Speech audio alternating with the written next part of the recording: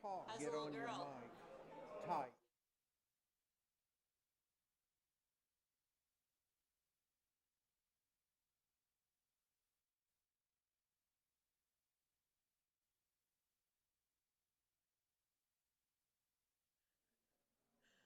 Didn't take you long. Well, that's what you pay for, right? Yeah, that's right. Good afternoon, ladies and gentlemen. Welcome to the April meeting of the Tennessee Fish and Wildlife Commission. My name is Jim Ripley. I'm the chairman of the commission. Today we're meeting at the Cedars of Lebanon State Park. I want to welcome everybody here. We have some guests. Mr. and Mrs. Dye are here, as they usually are, most faithful attendees we have. We have Jason Winooski here. Where are you, Jason? Jason is a member of the agency, and but apparently nobody's met him. Everybody's been asking me who he is, so we're delighted to have him with us. And we have Dr. Charlie Hatcher from the Department of Ag sitting over there. We appreciate you being here today. All right, Danette, if you'll take the roll, please. Tommy Woods. Present. What is today? Angie Box. Here?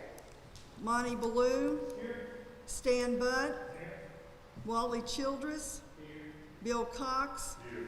Chris Devaney. Here. Jimmy Granberry. Here. Steve Jones. Here. Brian McLaren. Here.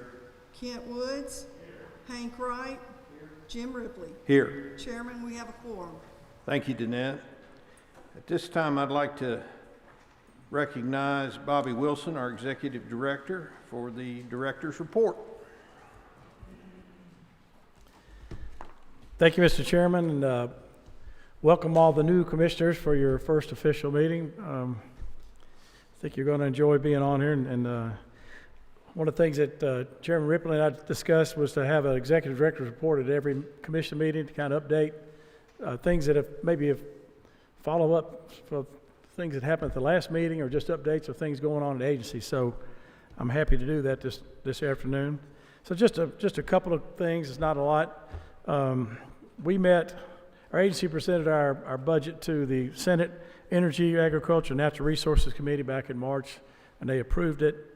I met also back in March with the State Building Commission, and they approved the first design phase for Buffalo Ridge. Some of y'all hadn't been there yet, but when you get the chance to go there, you're going to love it.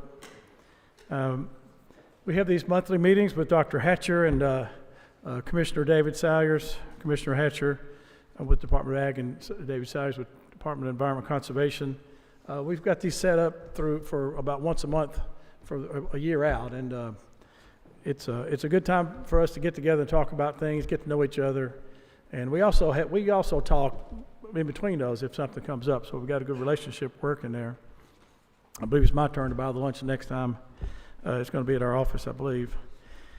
I also participated in the Tennessee Outdoor Recreation Task Force. Frank Fiss is going to talk about this a little bit tomorrow when he talks about the Asian carp. But the Asian Carp Advisory Commission meeting was held on April the 1st. I attended that. As a follow-up, one of the commissioners asked about the status of the elk viewing tower up at Hatfield Knob, and just know that I don't have a good positive response to that, except that we're working on the grant to Campbell County to try to get that money to them so they can build that. I saw Terry Lewis, who is with he's from Campbell County area, and his property is close by, and he's also a member of the Tennessee Wildlife Federation, and he said that materials, as everybody knows, has gone up dramatically, so I'm not sure what that means. I think we'll have to do a budget adjustment, but we'll have to find the money somewhere. I want to also mention that something that some of you may know about is called the Recovering America's Wildlife Act. It's a significant amount of money that could come to all the states, and the protection and conservation of species, particularly the non-game species in our country. It's to be introduced today, and today is significant because it's Earth Day. But Representative Dingell and Representative Fortenberry are going to introduce that, and I think that'll get some traction this year. It could mean a pretty decent amount of money coming to all the states, including Tennessee. So we're excited about that action. And I just want to also mention, acknowledge that we've had some employees retire in the last month or so that didn't really get a proper recognition, I don't think. One of them is Richard Kirk. Richard is was a Region 2 Wildlife Program Manager. He worked for us for about 35 years. He retired back, I believe, at the end of March, and we're going to miss him too. Danny Akins was a Manager 3 over the wildlife management areas in Region 4, and he's a longtime agency employee, worked for 42 years. He retired just recently. And then Rob Todd. Rob works in Environmental Services Division, oversees permits for what they call the Aquatic Resource Alteration Permit, and any kind of construction goes on it could affect habitat. He retired just a couple of days ago, and Rob has been working for us for 44 years. So we're going to miss all three of those. There's a big hole left with this agency with all those guys leaving. And I did want to mention, too, we have a couple new hires. One is Stephanie Carnes. Stephanie, as y'all know, has made a presentation in the past about chronic wasting disease, and Stephanie was actually a part-time employee for us, but now she's a full-time. We got her on full-time. So, and then Bill Fort, who's right here. Raise your hand, Bill. I may be stealing your thunder, Jay, but Bill is now the new Assistant Chief of Engineering, so we'll welcome Bill to the area as well. So, and of course, the Asian carp positions, I believe, Frank, they're all filled. Joe, with the chronic wasting disease positions, most of those are filled, if I'm not mistaken. And soon to hire 7 wildlife officers. That'll be coming up here real soon. The interviews are going to take place the first part of May. And also we have at least 8 wildlife manager 2 positions, and trickles down, there's some more positions below that too. So it's an exciting time for us, because there was a freeze on hiring for a while, and it's just kind of catching up a little bit with some of those things. And one other thing that I was going to talk about is a return to the office plan. And as you know, a lot of our buildings were closed for a while because of the virus.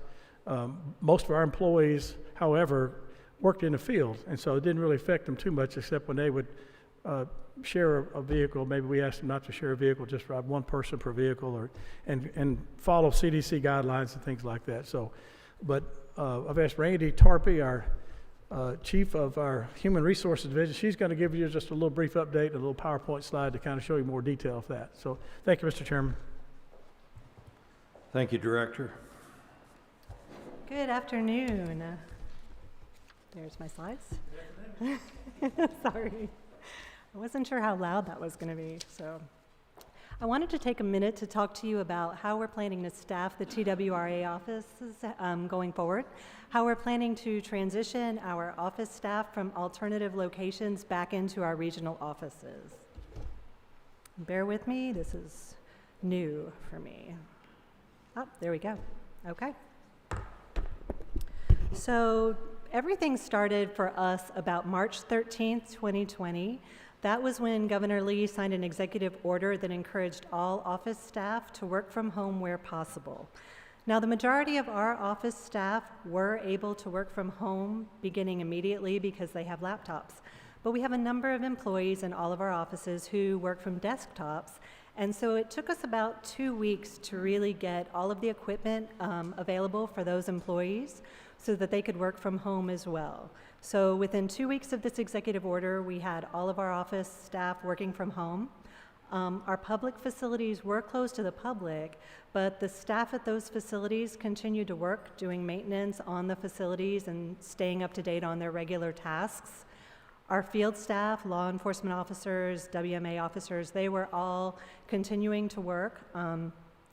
Obviously, they still had some public contact, so what we did is we provided them with masks and encouraged them to limit their public contact and to try to keep as good a distance from anyone they did come in contact with during that time. And then, of course, our office staff, we were working at home. Oops, I'm sorry. There we go. So the executive order that kept the public out of our offices actually expired August 29th of 2020. When that happened, we reopened our gun ranges, we opened our sales offices, and we reopened our regional offices. We did limit the number of staff that were in the offices, and we followed all the safety precautions that we were told to, keeping the public distanced from each other and asking them to wear masks, and we increased cleaning during that time as well. Flash forward to today. In February, Governor Lee signed the Executive Order 77. Now, what's unique about this order is that this no longer has the proclamation in it that keeps offices, employees from working in offices for state government. So that meant that following the expiration of that order, the prior order, which was expired on March 31st, 2021, we could start bringing employees back to the office. DOHR, which is the Department of Human Resources, they give us guidance, all of the HR shops across the state, to help us with helping our management plan for these types of events. So what they did is they asked us to take the month of April to work out all of our plans and not to bring any additional employees into the office prior to May 1st of 2021.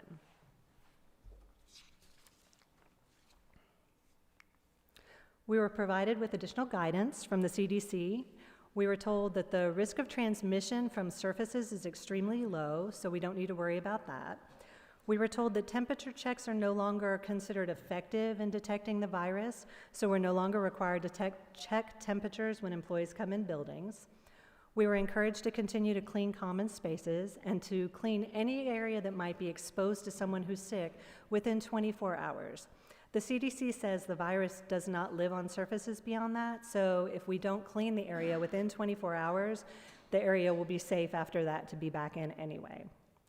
We also got guidance from Harvard Health, who told us that the way elevators are designed, they flush the air every time the door opens. This is important because the Region 5 office has an elevator, and we didn't want anyone to be worried about being in that space as well.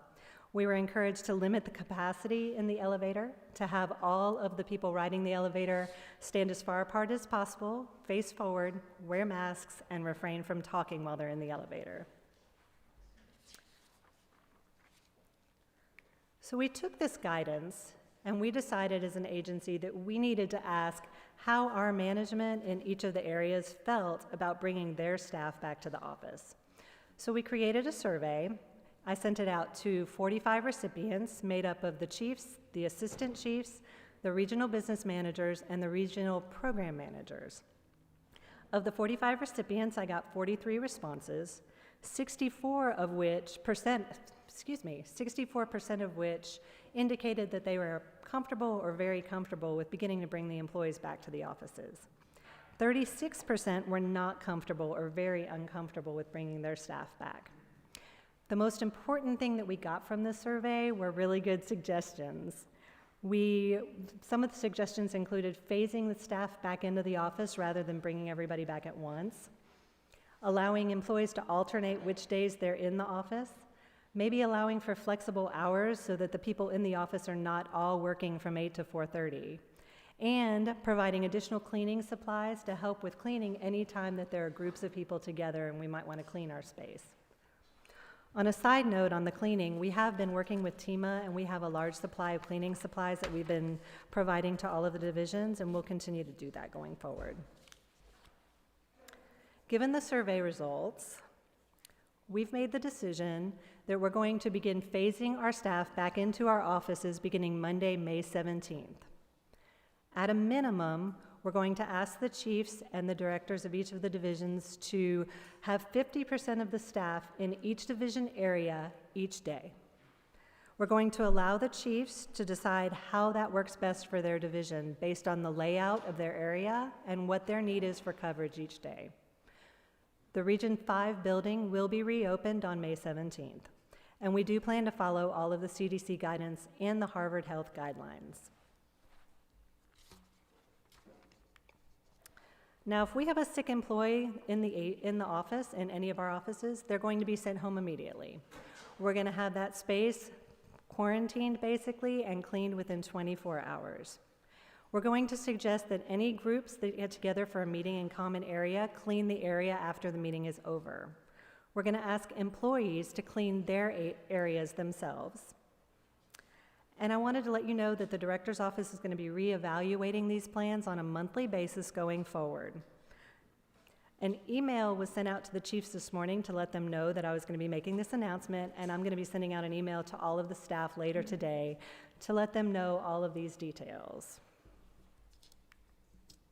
Do you have any questions? Thank you, Randy. Any commissioner have a question? Any questions at all?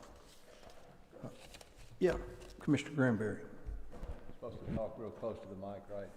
Was there any mention in talking with any of the different experts here about air quality in the buildings relative to filter changes and outside air? We did not get any guidance on that, but our maintenance staff does change out our air filters regularly. As a matter of fact, they were just doing it this week at the office, so that is something that we do have in our regular maintenance schedule. Anyone else? Other questions? All right, I don't see any. Randy, thank you for that report. You're welcome. Thank We you. look forward to having you speak at every meeting. So. I appreciate Great. that. All right, do any of the commissioners have any announcements or anything that they want to say at this point? Or are there any other announcements from anyone? I don't see any. Today is a committee day for the Fish and Wildlife Commission, meaning that we meet in committees to discuss various and sundry issues. And so at this time, I'm going to recognize Chairman Granberry, Chairman of the Wildlife Committee, for our wildlife presentations. Thank you, Mr. Chairman. I'd like to call on Chuck Yoest to make a presentation relative to CWD. I guess he'll be virtual. Yes, sir. Thank you. Good afternoon, commissioners, and a special welcome to our new commissioners. Seeing that room that you're in is very nostalgic. I took my hunter ed class, and my hunting adventures all began there back when I was 10 years old. So it's neat to see you all there. That's where I was born and raised. So welcome to my hometown. I hope it treats you well. And as I begin, I just want to say if there's any connectivity issues today, that they're all Commissioner Hatcher's fault, because I'm poaching his internet to join you remotely today. And I have a big challenge ahead because I have a lot of information to share with you. What I need to share with you today is some background information on chronic wasting disease. And I'm going further back and sharing more of the basics than I tend to because we have new commissioners, and I just felt that was necessary. And I need to also describe comprehensively the different program components that we have, the pressing issues that we're facing. And so that's how we'll spend the next few minutes. And luckily, the real CWD talent will come later. And Dr. Schuler and Dr. Hanley, we are lucky to have them joining us for some other CWD information later on. So I'll now move into my presentation. And if you'll allow me just a minute here to get that available.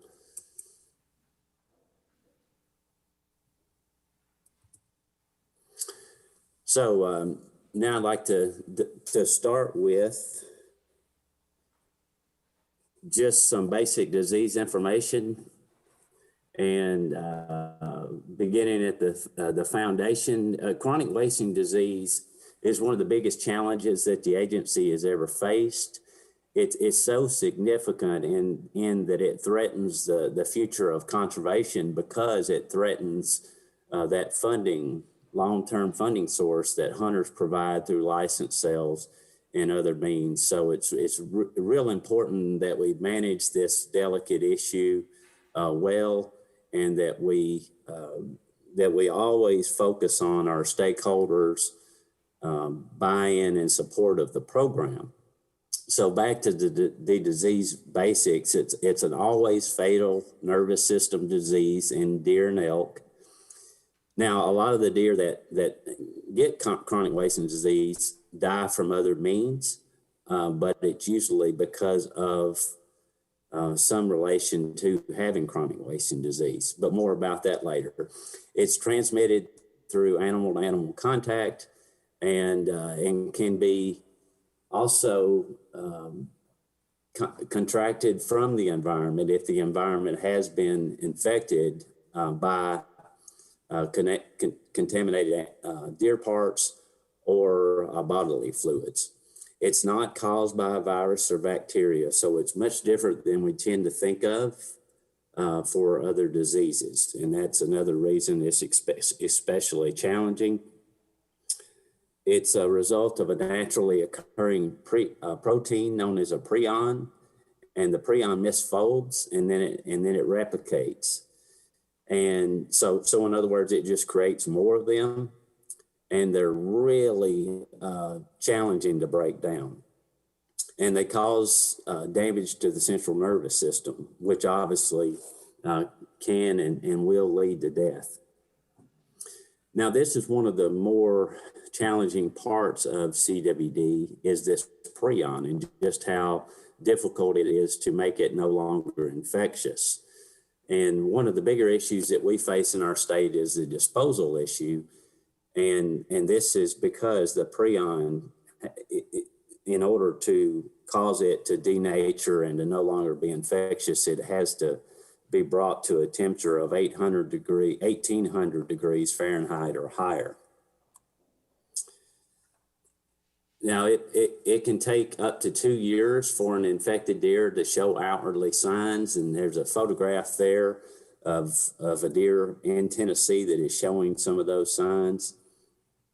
However, it's likely that you won't ever see a deer like this. Prevalence has to be pretty high before you see a deer like this. And a deer that's displaying this level of signs from chronic wasting disease, typically they die before they get to this point. Maybe they're hit by a car, or maybe they're harvested by a hunter, but they often look emaciated and might show erratic behavior because of neurological irregularities due to the central nervous system being damaged. But again, you just don't see these much. That's why this isn't the best picture, but there's not that many pictures out there, and they're usually unfortunately lower quality. But you just don't see many of these deer in these late stages. There's no cure, it's not treatable, there's no vaccine, there's no approved live test to detect CWD. And again, it's ultimately fatal. And it can have overall negative population effects, like, for example, cause the population to get low or to have a low density, and then also can result in an overall young age structure of a deer population to where there just isn't older age class animals. To date, where it has been detected, it has persisted, and it's increased in prevalence in nearly every area where it's been introduced. It's not known to infect livestock other than captive cervids. Again, those being, however, some studies suggest that it can infect non-human primates like monkeys. So this causes some caution in regards to the question of, can it infect humans? But again, it's not known to infect humans. The CDC recommends that hunters that hunt in areas that are known to have CWD, that they have the meat tested, or excuse me, they have the deer tested for CWD before they consume the meat. And if the animal tests positive, that they not consume the meat from that animal. There's very limited management options for CWD, and we are basically utilizing all of these techniques, but unfortunately they are limited. And unfortunately, a lot of these management techniques kind of go against a lot of your traditional thinking on how we've managed deer in the United States and in Tennessee. But the best ways of management are to prevent introduction of the disease in the new areas. So prevention is best. But if it does reach an area, then it's the best thing to do is to limit its spread. And this can be done by preventing high deer densities. The more deer you have concentrated in an area, the more likely disease is to be passed to different individuals. And then also to reduce the proportion of older age class bucks, because these have the greatest risk of having CWD. They're twice as likely to have the disease, followed by older age class does. There should be extra effort to focus, take, or harvest on those high-risk animals, and to increase the harvest or take in those areas where the disease that it's for sure there, is to focus that additional harvest there. And effort should be made to reduce congregation, for example, to not feed in order to attract wildlife and concentrate deer in those areas. That's a best management practice, is to prevent that type of congregation. It's been found in 26 states. All of the areas that you see on this map, it has been detected, except for the areas in blue. So it's a bit overwhelming to think of this, but it's obviously a national issue. In fact, an international issue. Now, we've had a huge surveillance efforts for years within the agency. Even before we found CWD, these days we have a very strategic process for this. You'll learn more about this later. But we did surveillance to detect the disease so that we know where it is, so we can begin to manage it aggressively like we have. But we've also done it as a service to hunters that need to have their deer tested so that they can know those results to make an informed decision on consumption or not in the affected area. This is a huge focus for the agency. So through those efforts, unfortunately, in December of 2018, we did detect CWD for the first time in Hardeman and Fayette counties. The source and the timing of that introduction is unknown. But we knew from finding 7 initial detections at one time that it was probably going to be a wide scale issue for us. In other words, affect a large area, and it turns out that it has. And we also anticipated that it was going to be at a high prevalence where we detected it, and that has turned out to be the case, unfortunately. So when that occurred back in 2018, the commission and the agency took very swift action, and I'm going to describe this component of our CWD response as the administrative approach. But you see pictured here, that was an emergency called commission meeting where they were passing emergency rules that did things like eliminated the feeding of wildlife in the affected area and setting regulation, and then changing the hunting seasons and bag limits in the affected area to increase harvest, to target high-risk animals, to do all those best management practices that I described a moment ago. And hunters are our biggest ally in this effort. Hunters can harvest more deer than is a big part of the success of our management, and that will always be the case. Speaking of harvest, unfortunately, after the first full deer season, after discovering CWD and changing those regulations, we saw a 19 as a natural reaction. Unfortunately, other states had a similar experience where they saw that drop in harvest, and it basically revolves around the fear associated with the unknowns with chronic wasting disease. So we had that usual response where we saw that decrease in harvest. However, this past year, after changing regulations and tailoring them even more to have those best management practices in place.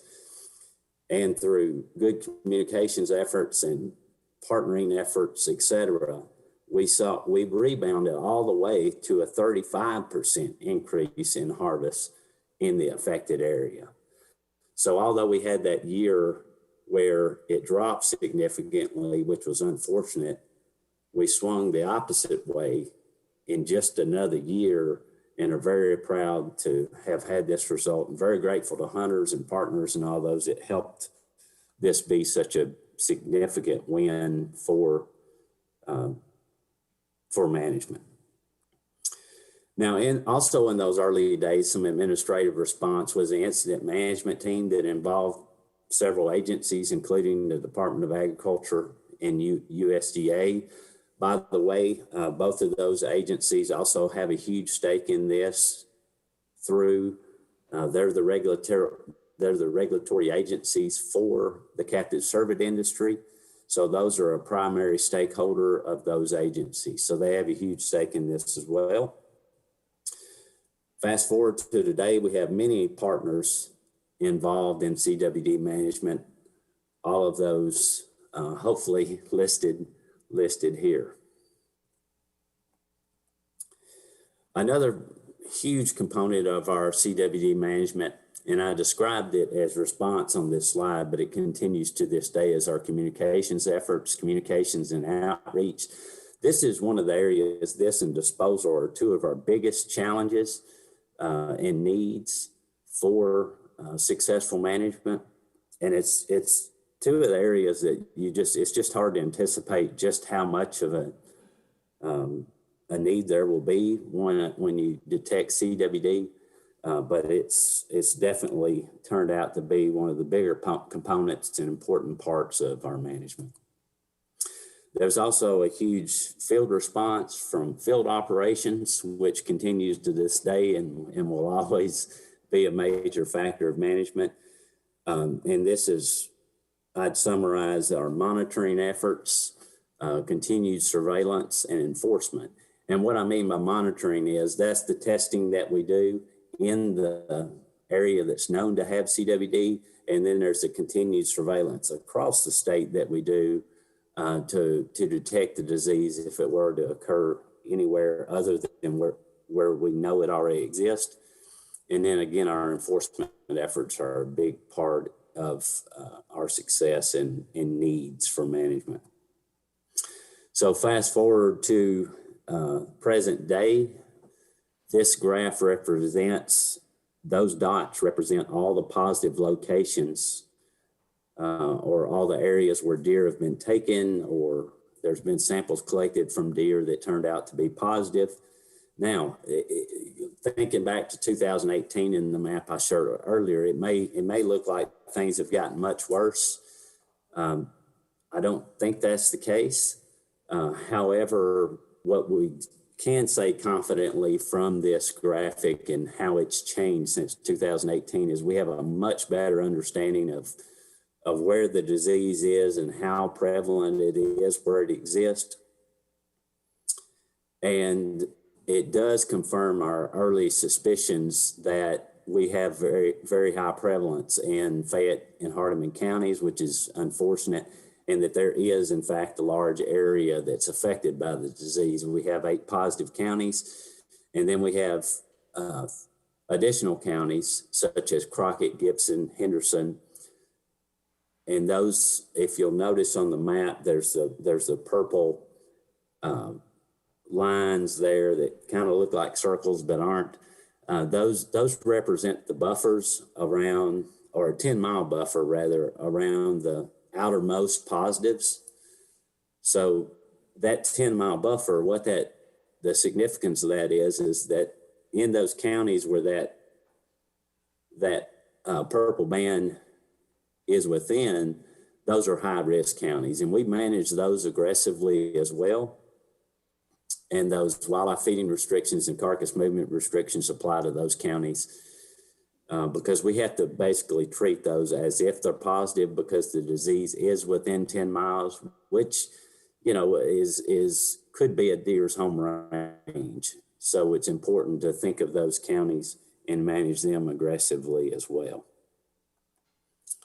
This represents the total number of positive deer that have been tested in the CWD affected area, with the majority of those coming from Fayette and Hardeman counties. And I always point that out because it's just so obvious and people can't help but notice it. But I want to emphasize that yes, that is where most of the positives are being detected. However, that doesn't take away from the significance of those counties where we've only found a few positives. We call those low prevalence counties. And it's important to realize that in those low prevalence counties, this is a prevalence graph that you're now seeing. And it again shows you high prevalence in Hardeman and Fayette, and then really low prevalence in those other positive counties, for example, Tipton County. And again, emphasizing that we need to place huge emphasis on management on those counties as well, and manage aggressively there, because those are the frontline counties.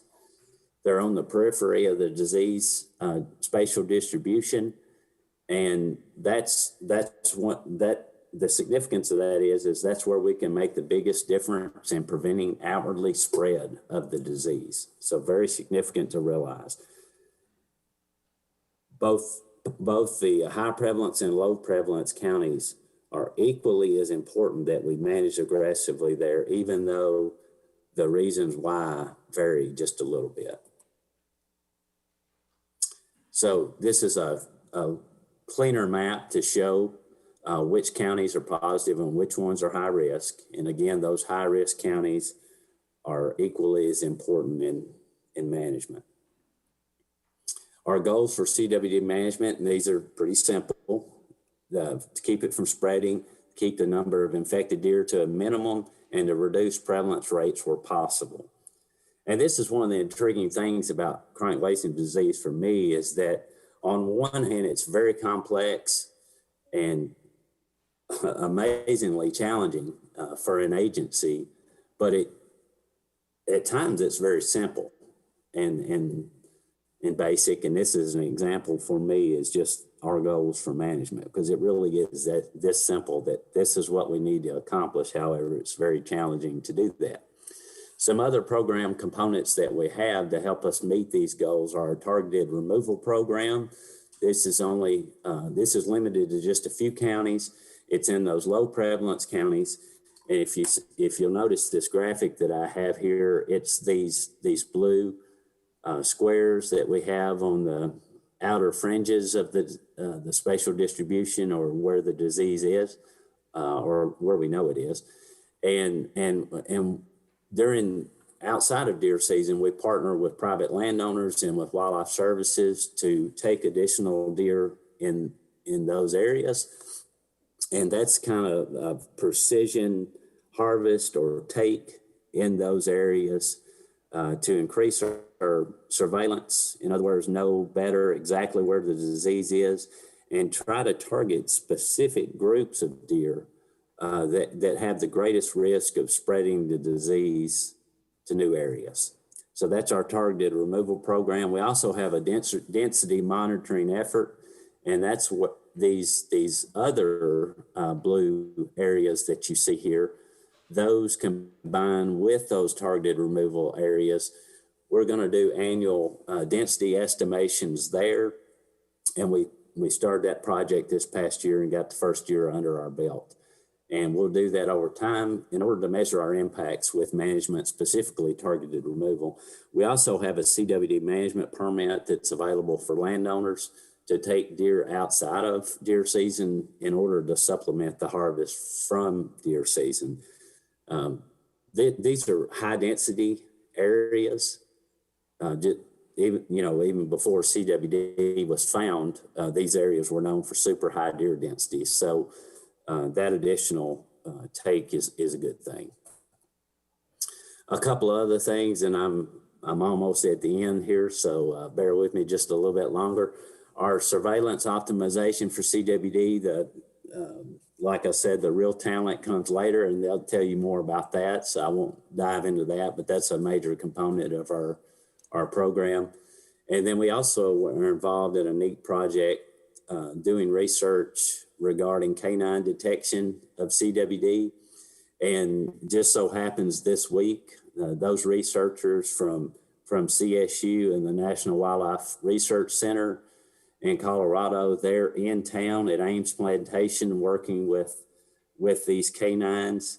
And this is a neat project that could bring a ton of value nationwide for helping develop a field test for chronic wasting disease, and also help wildlife agencies fine-tune their targeted removal efforts in low prevalence counties. So a lot of excitement around this project. Really glad we're a part of it. It's a 1-year USDA grant, and we're hoping to continue that next year, assuming we are successful in getting another grant for that. Regarding carcass disposal, I mentioned that's one of the bigger challenges that we faced, and a lot of interest about that this upcoming deer season. Currently, the processors that we're utilizing for disposal this past deer season are not requesting assistance for this next deer season. However, we will be responsible for some disposal because we handle a fair amount of deer parts through our service testing or our sampling efforts for those hunters who want their deer tested. So we're going to incinerate those with our portable incinerators as we did last year. If there is this deer season, in case stakeholders do need assistance with disposal, we're currently working with the Department of Agriculture and the Tennessee Department of Environment Conservation and the University of Tennessee, and developing a contingency plan for deer season that's going to be done next week. And so by the end of this month, we'll have that plan in place. And I know folks are interested in the large scale incinerator, and the bid award for that is imminent. Could happen any day now. We expect it very soon. And the manufacturer, once that award is given to that manufacturer, which will also be soon, they'll have 7 months to deliver that unit. And we're in the throes of finalizing the site selection for the incinerator. My chief wanted for me to provide a little preview of the strategic planning that we plan to do very soon for our program. Now, the way I'm going to describe this is just what components we will have, and I'm going to move very quickly for the sake of time. The different components of that strategic planning, there'll be some pre-planning, or we get staff trained up to go through this kind of process. For those who haven't, put a team together. We pretty well know who that's going to be, but get them focused on it, and then to define a clear process for going through the motions. For example, the next major component of stakeholder engagement, which I think is the most important component. It may involve a focus group, may involve some surveys, but the whole point is to be very inclusive and include voices like the commissioners. That there may be some interviews with some of you all to get your beliefs down and accounted for in our planning process. So in summary, there'll be a fair amount of pre-planning, some stakeholder engagement. Then we'll go into plan writing where we establish our goals and strategies. There'll be some reviews from stakeholders, which will take a little bit of time, and then plan adoption, which basically means that our directors sign off on it and that plan becomes final, and then we share that widely, that final product. Now, it's hard to say just how long this will take. Our deer plan took 18 months to complete, but through that experience, we've got, and the turkey plan and the quail plan, we've got a fair amount of experience in doing these now. So I anticipate that we can do that quicker, and expect that quicker completion. But we do want to be very thoughtful in the approach and get this right and be as inclusive as we need to be, because it's so important that we have hunters buy-in and our other stakeholders committed and that we don't simply just write something up in hopes that it works or that people believe in it. It takes a little time to get folks there. We want to go through those motions and do a great job. Lastly, as mentioned by Director Wilson, we have almost filled all of the full-time positions that we have focused on chronic wasting disease. And I just wanted to share this graphic as an update of the staff that are now in full-time positions focused here.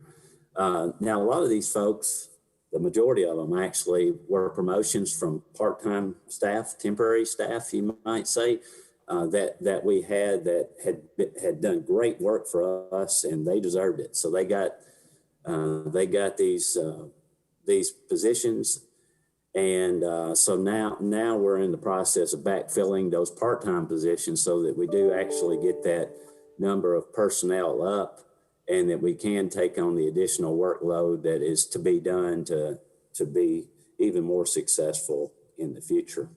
And we greatly appreciate these positions and are excited about having these folks in place.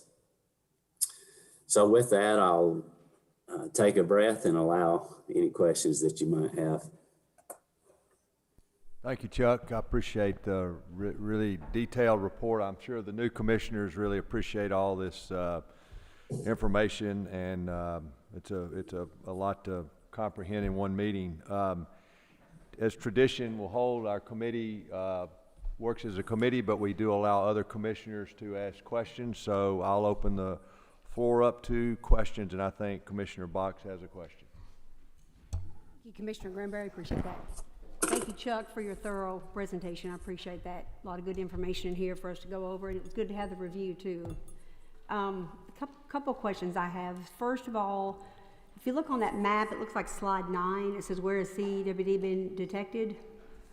It's just, I wanted to check, it looks like Virginia or West Virginia being so close to our elk population. Are we concerned? I know we're concerned in West Tennessee about moving across the river and affecting the elk, but it looks like here on the map we've got West Virginia fairly close. And then the second question, well, I actually have 3, sorry. Second question is, looking at Kentucky, I feel like we kind of owe it to them as far as having, and I'm sure y'all do, but good communication since they're not positive. I just was curious how that worked with since they're still negative and they're surrounded by positive states. So anyway, if you had any information on those two.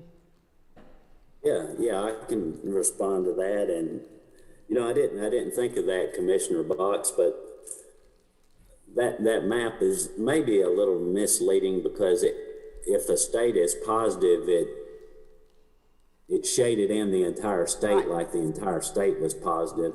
Like in the case of Virginia, it is positive, but the disease has been detected quite a ways from Tennessee, and there's not a obvious threat to our elk herd from that state being positive. So that should give you a little relief. In regards to Kentucky, one thing that we've done over the last year is we have a monthly lunch meeting. It's actually by Zoom with our border states, and it's mainly been those that are positive, but recently we invited Kentucky and Alabama to join us, and they have done that. So we're having that monthly conversation where, you know, I don't know what my hope is just us talking about our experiences will somehow help them prepare for theirs, because I'd say it's coming their way, and I'm surprised they haven't found it already, frankly. So anyway, yeah, we've got some work going on there. So good question. Thank you. Thank you so much. I appreciate that. That helps. And that's what I was asking about Virginia, how close it was to proximity to our elk herd. So that's good news. The only other question I have is on the targeted removal areas. Those are all being tested, or are they not all? Yeah, great question. I think there was our initial efforts that just finished at the end of March. There were 100 deer taken, and yes, they were tested. And it's pretty enlightening. None of those came back positive, so that's great news. So, you know, we can't take a whole lot of comfort in that, but that is comforting at some level. And another cool piece to that program is that because those deer came back not detected for CWD, we were able to donate all the venison from those deer, the deer meat. So there's another good product of that program. Great, thank you so much. Appreciate that. Commissioner Cox has a question for Chuck. Yeah, Chuck, thank you for the presentation. Are you satisfied with the harvest rates in the CWD counties? And if you're not, are you? And I talk to a lot of hunters since I live and hunt down there. What are you going to propose any changes to the season or to the bag limits or anything to try to help with that?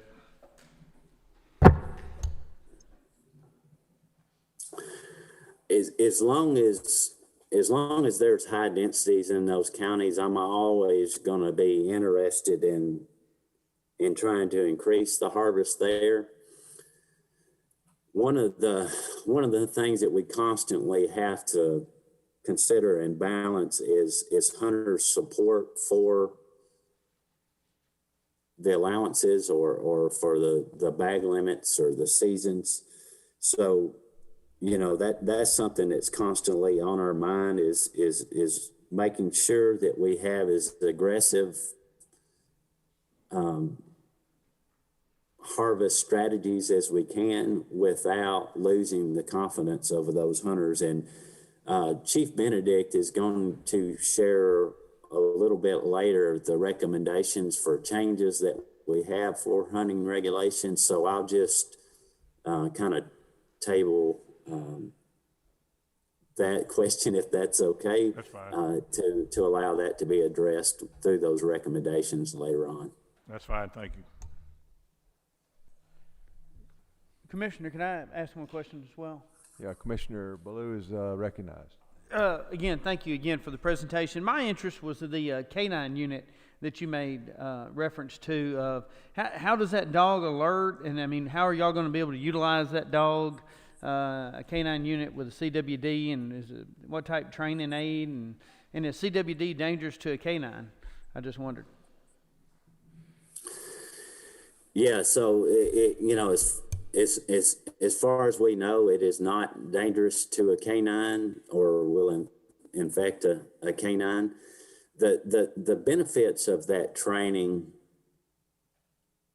the long-term hope is that somehow through those efforts that we'll eventually have a field test where, you know, currently, whenever a hunter harvests a deer, they have to provide the deer to us for sampling. We take the sample, we send it to a lab. They're very specialized labs, and there's delays in getting those results back to hunters, and we would like to cut down on that delay.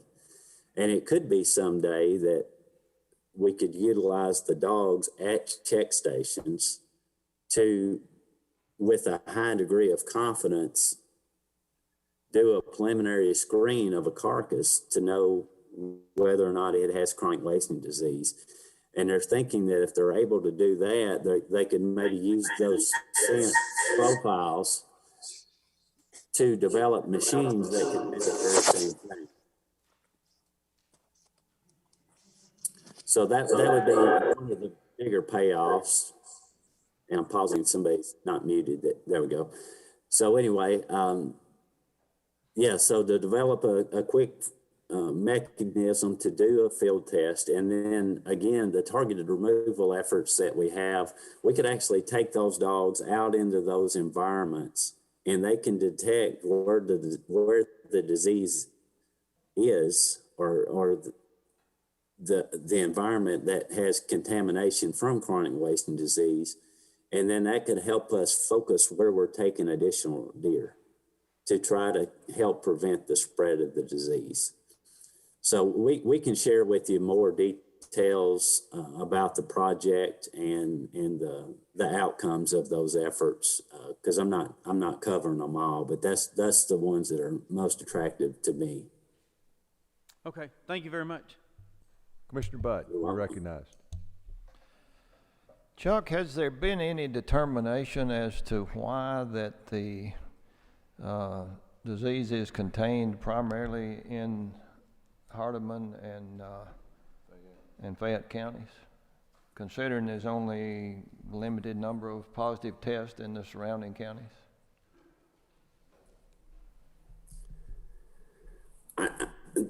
What I can say, Commissioner, is that I can say with confidence that that's where it was introduced into Tennessee. It was in one of those counties, and that not only was it was that where it was first introduced, but that it has been present on the landscape for quite some time, at least a decade, and that with those high deer densities that, you know, it's resulted in high prevalence because there just wasn't enough harvest to prevent that. So that's really the only assurances I can share. Dr. Grove is joining us and is our wildlife veterinarian. He may want to, if the chair is amendable, may want to provide more response to that good question. Thank you. Dr. Grove, did you have anything to offer? No, I mean, the only thing I would say in addition to what Chuck mentioned is that it kind of fits, you know, CWD is slowly progressing not only in the animal, but across the landscape. And so it kind of fits with, you know, it probably was introduced down there in Fayette, Hardeman County, you know, quite some time ago. And it just represents the slow movement of the disease through the population. And basically what you end up with in the periphery is kind of like these low areas of prevalence. We also have lower densities of deer kind of out in that area too. And so really we're just seeing kind of a standard pattern of spread. And it kind of follows that same pattern if you look down into Mississippi, where our area is still kind of the core area, but then it kind of thins out in terms of the number of positive animals on the landscape the further you get into Mississippi. So it's an artifact of deer density, population interactions within the deer herd as a whole, as well as just the natural movement of the disease from animal to animal. Thank you. Recognize Commissioner Wright. Hello, Chuck. Thanks for your presentation. Just had a quick question.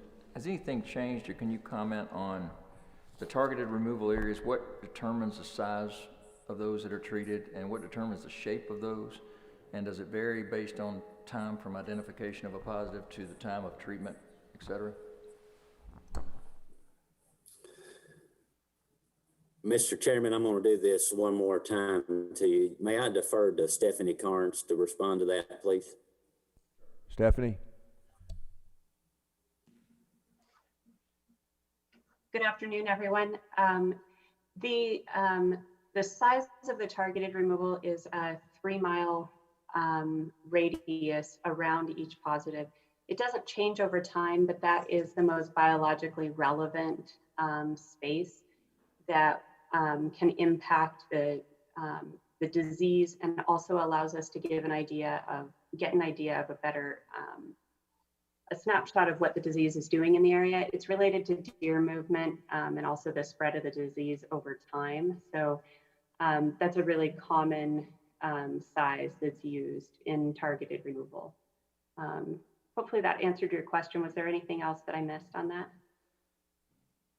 Nope. Thank you so much. You're welcome. Thank you, Stephanie, and welcome aboard on the full-time promotion. And Chuck, we welcome all your other new CWD associates, and we look forward to working with you and your team over the next number of years on this disease. And I will defer back to the chairman. I think he wants to take a break here for the next presentation. Thank you, Mr. Chairman. Yeah, we'll take about a 5-minute break. It will be limited to just about 5 minutes, and we'll come back. Thank you.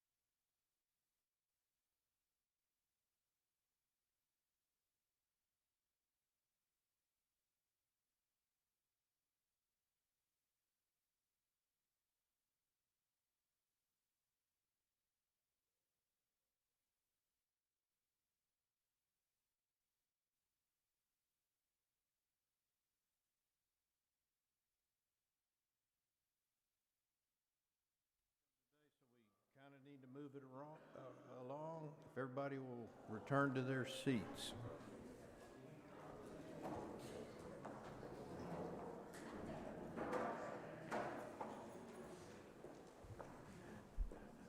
Chairman Granberry, you're recognized. Thank you, Mr. Chairman. I'd like to call on Joe Benedict, who has a couple of proclamations for our review.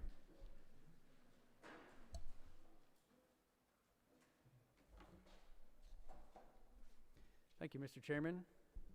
Is that on? Us short people have to adjust the mic. Thank you, Mr. Chairman, and good afternoon, Commissioners.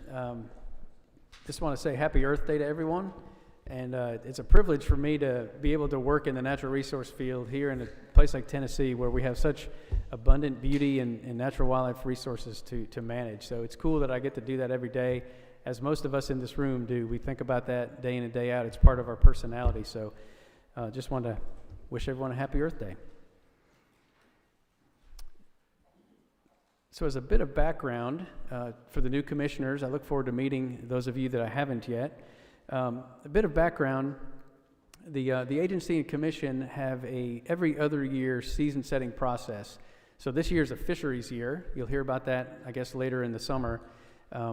There are two different exceptions, rather, for the wildlife committee to consider hunting regulations every year. And the first one is waterfowl.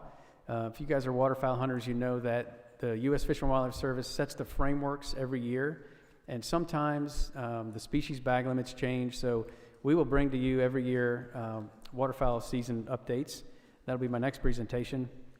The second piece that can happen every year for hunting season is related to chronic wasting disease changes. And we just heard a great presentation from Chuck. Thanks for putting all that together and speaking so quickly about such a large body of information around chronic wasting disease.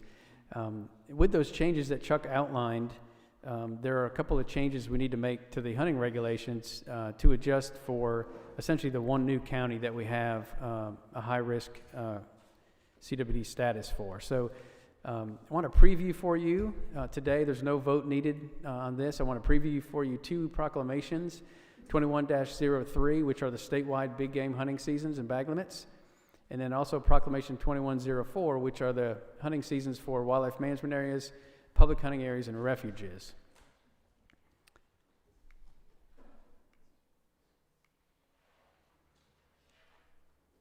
Okay. There we go. All right, so as I just mentioned, we've got some chronic wasting disease changes. We have one new high-risk counties, and we have some WMAs within those counties that will have to be changed as well. We do have a couple other non-CWD changes that we thought we would bring to you as recommendations. We want to move one dove field to a different location. It's about 3 miles away because of some safety issues. And then we also want to add some additional hunting opportunity at Buffalo Ridge Refuge. And anytime we open a proclamation, there's some cleanup that we have to do, just kind of housekeeping. So the first proclamation, the statewide big game seasons, the recommendation for your consideration and vote next month is to add Henderson County to the unit CWD. We have 5 units across the state. Unit CWD is one of those. In the proclamation, it lists the counties that fall within the unit. And again, we would recommend adding Henderson County to that list. We also have a little bit of cleanup wording in the replacement buck program verbiage. We get a couple different kinds of tests back from the lab, but we just wanted to clarify which tests would be eligible for those replacement bucks. It's not really a change to the program, it's just a clarification for the proclamation. And also in the big game proclamation, in that proclamation, we have a list of public lands that you can hunt during the August deer hunt in unit CWD, and we recommend adding those 2 wildlife management areas that are in Henderson County. One of those is Beach River, and the other one is Natchez Trace. And of course, Natchez Trace encompasses more than one county. So the recommendation is that the Henderson County portion of Natchez Trace be included in that deer hunt. So moving on to the Wildlife Management Area Proclamation. Again, these are kind of the same changes that we just recommended. They're in different places. This again sets the seasons for the WMAs. Again, we recommend that the Beach River WMA and the portion of Natchez Trace in Henderson County follow the unit CWD regulations, seasons and bag limits, season dates and bag limits. A housekeeping cleanup that we've failed to do last year in the Meeman Shelby Forest State Park and Natural Area, and then one of the units, I won't even try to pronounce that, on the Eagle Lake Refuge, we forgot to allow the take of antlerless deer last deer season. Again, that falls within the unit CWD, and previously, antlerless deer were not allowed to be harvested on those areas. So again, that's just a cleanup. And the last change there is that we are going to add the veteran and active military waterfowl hunts to those WMAs, to all WMAs that fall under statewide waterfowl seasons. So here's the dove field that we're recommending changing. So currently we have a dove field at Owl Hollow, I have to say that slow, Mill WMA. And this is right near Tim's Ford. There's a very small 2-lane road to get there. There's a lot more traffic to and from Tim's Ford. There's some urban development there. And to build the dove field, we've got to go in and out of there numerous times in the spring and summer. And there's some safety issues with leaving our equipment there, so we don't leave it there. We have to go in and out of there. And so we're concerned about safety issues with traffic there. So we have another WMA, Mingo Swamp. It's about 3 miles away. We're just proposing to move the field from Owl Hollow WMA to Mingo Swamp. And the seasons will be the same as they have been previously. There's a youth-only hunt the first Saturday of the season, which will be September 4th this year. They're required to have a non-hunting adult with them. And then the remainder of the season on that dove field is statewide season and bag limits. Some additional hunting opportunity we'd like to provide at Buffalo Ridge Refuge. This year, you guys might remember how cold it was in February. Well, February 13th was going to be, I think, in the teens at night, in the 20s during the day. And if you've ever been outside on days like that, you don't see very many squirrels. So they actually canceled the squirrel hunt. And so they want to rearrange that and provide 2 separate hunts in December. I believe those are Saturdays to allow for better weather conditions. They also wanted to add a turkey hunt for youth. You'll see the dates there. And also, we have Moment of Freedom hunts, both deer and waterfowl.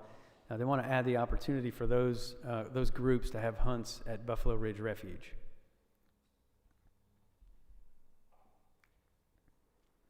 So that's a preview of the 2 proclamations. Again, we'll seek your your approval next month on that. Also just wanted to make a note to those of you that are watching us live or on a recording later, we welcome your comments. You'll see at the bottom of the slide the email address, twra.huntingcomments@tn.gov. We'd love to hear your comments and input on the proposed changes. Thank you, Mr. Chairman. Okay, thank you, Joe. I don't see any commissioners have any questions. A little bit off agenda.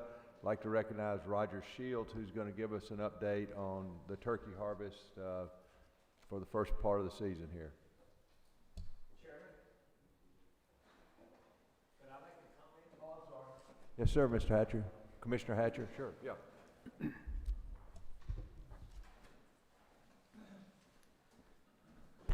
This may or may not be relevant, but I wanted to give some background on CWD for the new commissioners, and also something that may be relevant to these proclamations. So the CWD is a statewide issue, and it's for sure in the wheelhouse of TDA because we regulate captive cervids, and it's my opinion it's just a matter of a time before it's in captive cervids. It may already be. I don't know. We're doing surveillance. Anyhow, so we've been in this with TWRA since a long time.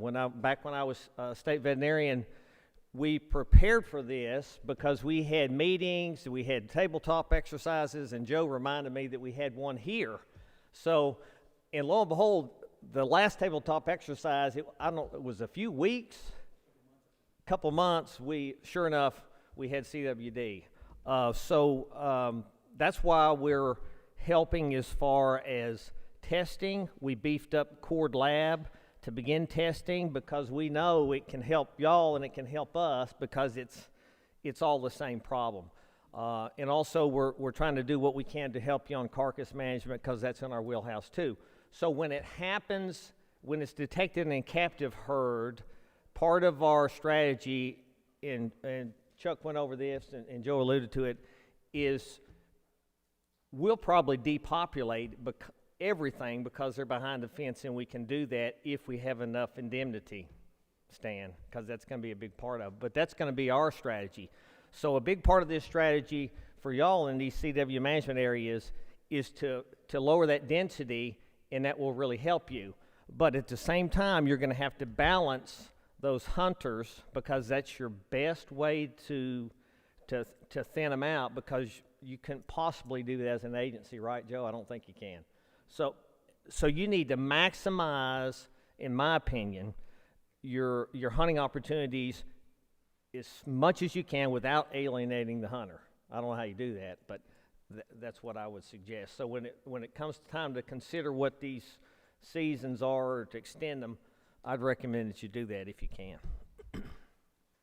Commissioner, and we always appreciate you joining us at our meetings. And now I recognize Roger Shields to give us an update on the turkeys.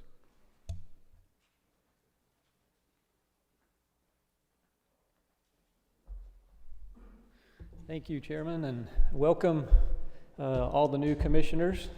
Congratulations on your appointments, and glad to be here today. I'm honored to be able to speak with you and give just a little brief update on what's shaping up to be a pretty good turkey season this year. Before I get into the numbers, though, I think what I'd like to do is just kind of take a little bit of a step back and kind of talk about maybe what's happened, put things into context a little bit for us all. Coming into this season, I think there was a lot of uncertainty as to how things would go. You know, we had a lot of changes last year, and then this season falls right on the heels of a year that was like no other our nation or even the world has seen. And so all of those things played a role. As I said, you know, the last year, the 2020 spring turkey season, it opened just about the same time as the COVID-19 worldwide pandemic really started taking off. With stay at home and work from home, safer at home orders and mandates, and various things, many people found themselves with a lot of time on their hands and not too many outlets for all that extra time. Fortunately, however, outdoor recreation, specifically hunting, was an opportunity that was still available. And thanks to some timely media campaigns from our communications folks, we let people know that the woods were still open, and people took advantage of it. Hunting licenses, the sales were up. I'd say they almost skyrocketed. Hunter participation was up. We saw that people hunted during the weekday a lot more than they ever have in the past, and we saw new hunters go afield. All of that resulted in a record high harvest last year, topped out over 40,000 turkeys reported harvested. That was a 27% increase from the 5-year average. Now, when the season ended, we recognized that we had harvested a lot of birds, and that was gonna, have some impact down the road, but we didn't feel like it wasn't to the level that it was gonna have huge population level impacts. But we recognized that for a few years, we're likely to see hunting success would be lower. That was our thoughts.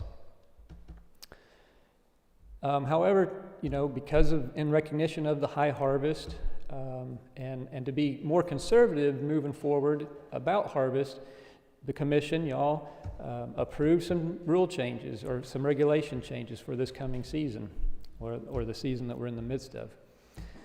Statewide, the bag limit was reduced from 4 bearded turkeys down to 3, and then what were considered bonus turkeys on some of the WMAs were eliminated, so that any birds you harvested counted towards your season-wide bag. Then, in recognition of some more localized declines and issues that were going on in some of the areas around the state, there were some additions additional changes made to a few areas. So in southern middle Tennessee, there's 4 counties. They're in orange. They look really dark orange on the big screen over there, brighter orange behind you. But those 4 counties, Wayne, Lawrence, Giles, and Lincoln, would have a 2-week delay to the opener of their turkey season. And then that would be for both the general season, the regular season, and the youth season. And then they would close at the same time as the rest of the state. Then the 5 counties that bordered the Mississippi River, they formed a new unit called the Mississippi Alluvial Valley Unit, and that's Lake, Dyer, Lauderdale, Shelby, and Tipton counties.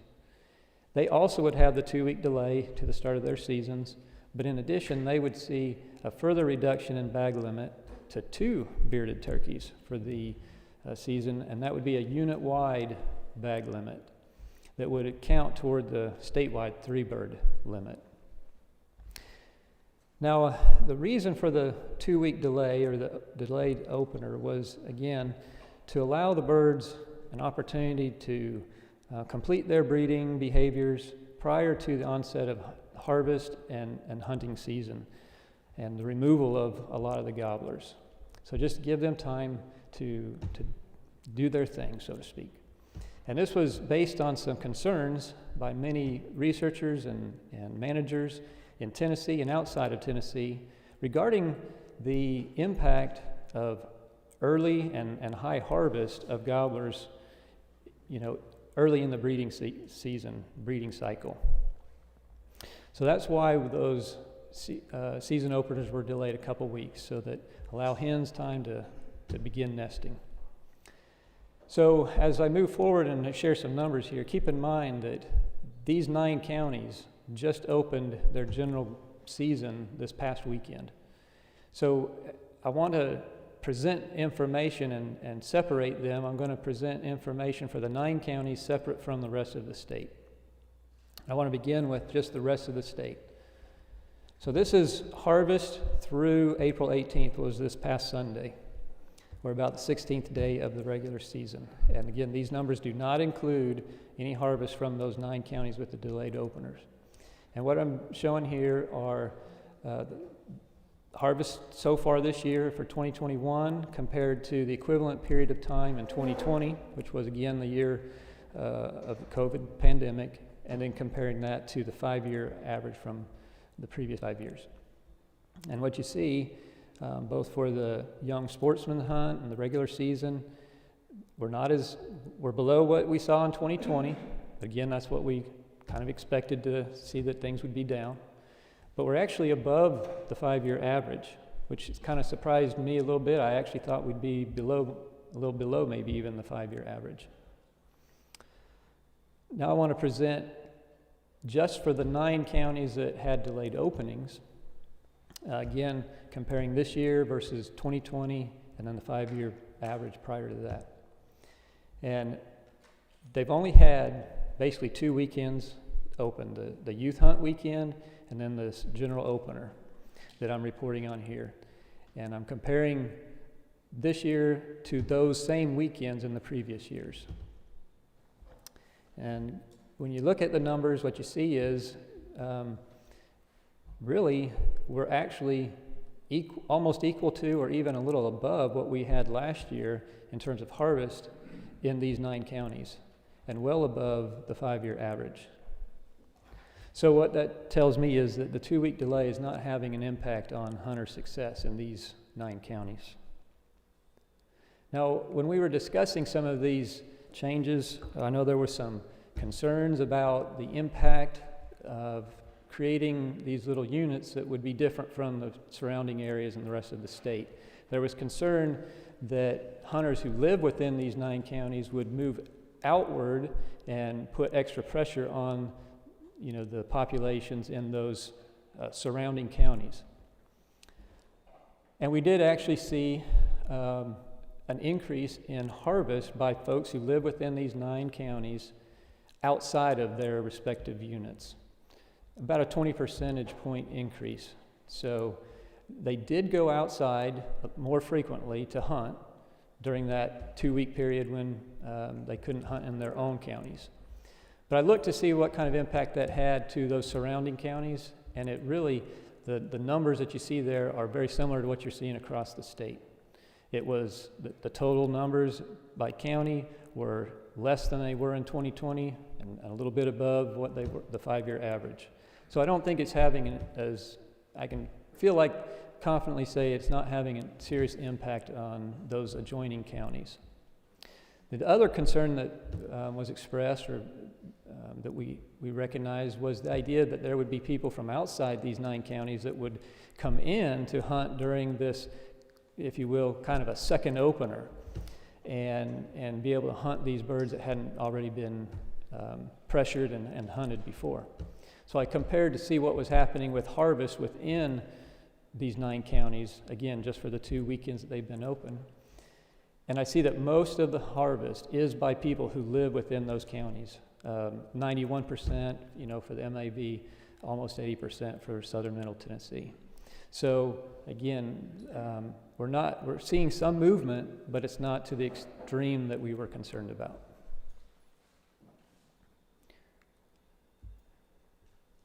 So what does all of this mean? I'd say, first of all, that harvest in 2021 is looking strong. As we thought it would be, it's lower than 2020, but it's higher than the 5-year average. And so that's good. Things are, as I said, moving along pretty well this year. Harvest does not seem to have been impacted negatively by the 2-week delay in those 9 counties where the opener was delayed. And in fact, harvest during these first 2 weekends was basically the same as or even better than what we saw in 2020 and well above the 5-year average. And then I just want to point out, though, that I've presented numbers about harvest. These are reported harvest numbers, but they really only tell part of the story. We recently began conducting hunter harvest surveys, and the point of those surveys are to get us additional information, particularly about hunting participation rates and hunter effort, which are 2 really important elements to consider when you look at just the raw harvest numbers, to be able to make sense of those numbers. And then earlier this year, I presented on another project that we just kicked off this winter, a harvest rate study or a gobbler banding project. And again, the purpose of that is to be able to get information on what percentage of the gobblers are being harvested. The percentage is almost as important as the raw total number when we consider things. And then be able to understand some of the factors that actually influence those harvest rates. And so as we pull all of these data sources together, looking forward to things as we move forward. And with that, I turn to the chairman if there's time for questions. Roger, on my slides on the computer, there were a couple more slides past the question slide. Did you want to go over those? If there were questions, those were just to present. If there were questions pertaining to those, would you like me to present them? The previous slides on the questions, is that what you're saying? Mm-hmm. Okay, well, Commissioner Cox has a question then. Okay. I don't want this to sound confrontational, but at all, but the beginning of turkey season has been the Saturday closest to April the 1st for decades. And the turkey population increased in unprecedented numbers for years. So explain to me how the data or the biology that in the last 5 years, whatever, that the opening is negatively affecting the population where you got to delay the opening for 2 weeks. Right. We get that question a lot, particularly around here in Tennessee. Let me first by saying, though, these concerns and the declines that we're seeing are not just in Tennessee, West Tennessee, they're broadly across the Southeast. And so that's when I said that there are researchers and managers that are concerned about the early harvest of gobblers. It's beyond just Tennessee, Arkansas, Mississippi, South Carolina, Georgia, Alabama. We're talking about this, trying to understand what's going on. And I think what you see is during that 30-year period, that was when we were doing a restoration of wild turkeys, and we were moving birds, and there was things going on. And as birds any animal basically gets put into an area, they're going to grow at a tremendous rate. And you're going to see us basically exponential growth for a period of time. And that's what we saw in Tennessee up until about 2006, 2008. And then, the restoration had wrapped up. That increase started to slow. And it topped out about 2010 and then had kind of been dipping since then. Now, at the same time, beginning about 2000, early 2000s, with all the restoration work going on, hunting became much more popular. And so the hunter numbers also have increased. And I think we're seeing now maybe a combination of these things where we've got multiple factors affecting turkey populations, not just hunting. We've got changes with habitat. We've got predator communities that have changed over the last 20 plus years. There's a lot of factors affecting things, and adding them all together is what's starting to have an effect on some of these areas. The hunting component is one thing that we can affect as an agency, as a commission. We can affect those things. And we do feel like hunting early is affecting the success of these populations.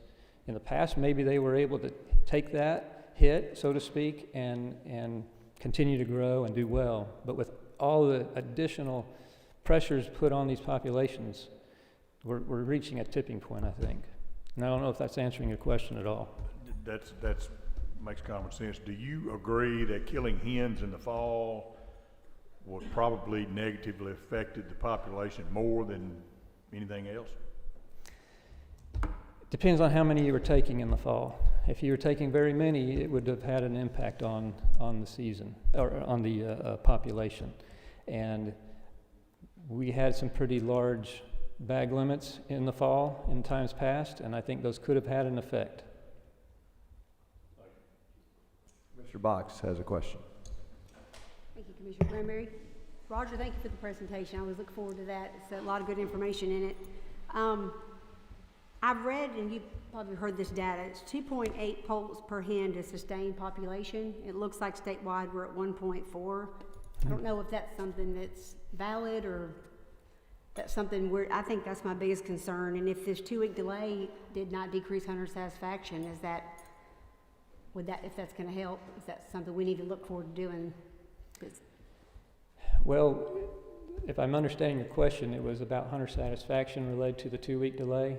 Yeah, plus the what poults per hen ratio do we have to, what's sustainable as far as? Oh, for sustainable? Okay. Mm-hmm. Around 2 or even above 2, we'd be much happier.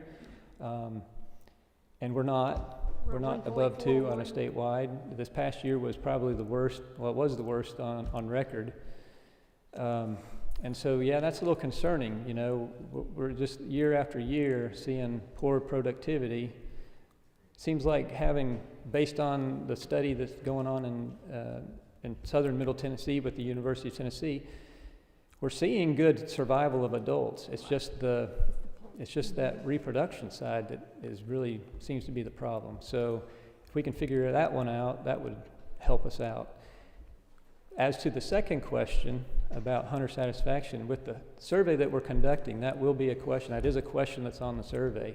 So we'll be able to get some information about, hunter satisfaction with this season around the state, and we can tease that out by, look at particular areas of the state and try and identify some things. Okay. You did say that the 2-week delay, there was not a decrease in hunter satisfaction that we have now in those counties, right? Did you say that? Well, we don't know yet about hunter satisfaction. I'm just saying it didn't have an impact on hunter success as far as we can tell. Anyway, that's all. That's just been concerning to me on the poult per hen ratio. It's going down so much, and we're at 1.41. So, just hoping if that 2-week delay overall would help. I was just going to get your opinion on that. Well, it'll be interesting because, again, with the study that's going on in the University of Tennessee, we've got 4 years of comprehensive data that they've been collecting on just about every aspect of reproduction. And with the rule change that took place, we'll now be able to measure what kind of impact that delay in those counties actually has on reproduction, and if there's anything to that. So, all right, that's good to know. Thank you. Commissioner Wright. Thanks for the presentation of your data. It's really helpful, especially as an interim part of the season, to get an update. I just had a question about the 27% increase over the 5-year average. When we're looking at that 5-year average, has our reporting or harvest methods or methodology, how people report their harvest, hasn't that changed from, say, check-in stations to app to electronic, et cetera? And could that skew that data so that our 5-year, now that we're reporting differently, do we really know? The change in the way that people reported harvest, go back many, many years ago, and it was in person at check stations. I believe it was around 2010 when we started transitioning to either internet reporting, and then eventually got to where you can now report on your app on your phone. And so there's been changes, but we're looking at the 5-year average from 2015 to 2019. I think the app probably rolled out somewhere in that time frame. To add to the confusion, in 2020 was also the first year of the tag before you drag, where you were required to report it or physically tag your harvest before you move it. And so that does confound things a little bit, knowing that the way the harvest is reported has changed over those years. But that's another value of the survey, the post-season hunter survey, is to be able to get a little more accurate estimate of not just harvest, but again, effort, so you can weigh harvest in relation to how much effort it took to get that harvest. Perfect, thank you. I just worried about if we're compared apples to apples with the change. But this second one would be, do you worry that because nothing's static, everything's changed, methods have changed, the type of ammunition people are shooting. There's been really good weather last year, and this year it seems to me more people are hunting. Do you worry that this increased harvest is killing too many times? That gets to the point of the gobbling survey, or the banding project that we're doing, is to really have an understanding of how many gobblers, what percentage of the population we're actually harvesting. And let me back up. I guess to answer that question, I would say there's two elements. It's how many of the total gobblers are we actually harvesting? And then again, going back to the timing of that. Once they have bred majority of the hens, most of the hens are nesting, those gobblers are a little more expendable, if you will. And so if we have our hunt timed correctly, and we know what percentage of the gobblers we're harvesting, that would allow, I think, better management. And so to answer your question, am I concerned that we're harvesting too many? When I look at the numbers and I see, statewide, I'm not excessively concerned or anything at this point in time. But I would like to have that additional information to know, because right now we have that one piece of information, harvest. And you pointed out some good things, that we don't know if reported harvest has changed, how much has it changed over the year, that rate of harvest reporting. So if we could have more information, more data points to help us paint a picture, I'd like that. Chairman Ripley has a question. Thank you, Roger. That's a great presentation. I haven't hurt the population at all this year. I guess I got a comment and a question. The comment, there is a tremendous YouTube video up that TWRA produced that has the trail cams on the nest, and it shows the tremendous efforts that the hen goes to try to fend off various and sundry predators. And the sad thing is that ultimately the nest is destroyed by a raccoon. And I commend everybody to take a look at that video. It's really neat. But I guess my question is, with poor reproduction being a concern, have we done any focused research on the effect that controlling predators like raccoons would have on nest successes? And is that something that we could do as an agency? Could we look at that in particular WMAs, go in with a focused effort to control predation and see, you know, if there's a measurable effect? Good question, Commissioner Ripley. We in Tennessee do not have any focus study related to that, but there are plenty of focus studies on those very questions. I would say going on in the United States and outside the United States. And from what I've read and what I've seen, the effectiveness of such a program is very localized, and it has to be repeated year after year after year with high trapping success to have an effect. And if you do that, you can have an effect. The problem is translating that to a statewide level or even a regional level, and producing an effect at that scale. That's where the difficulty comes in. And it hasn't been proven to be very effective or cost effective. That's the kind of the one side of the equation. The other side of it is just from a standpoint of the Wildlife Agency and what we stand for, you know, this concept of removing one form of wildlife to benefit another, and is that necessarily the role that we need to be playing? I don't. That's a hypothetical or an ethical dilemma, I guess, is the question.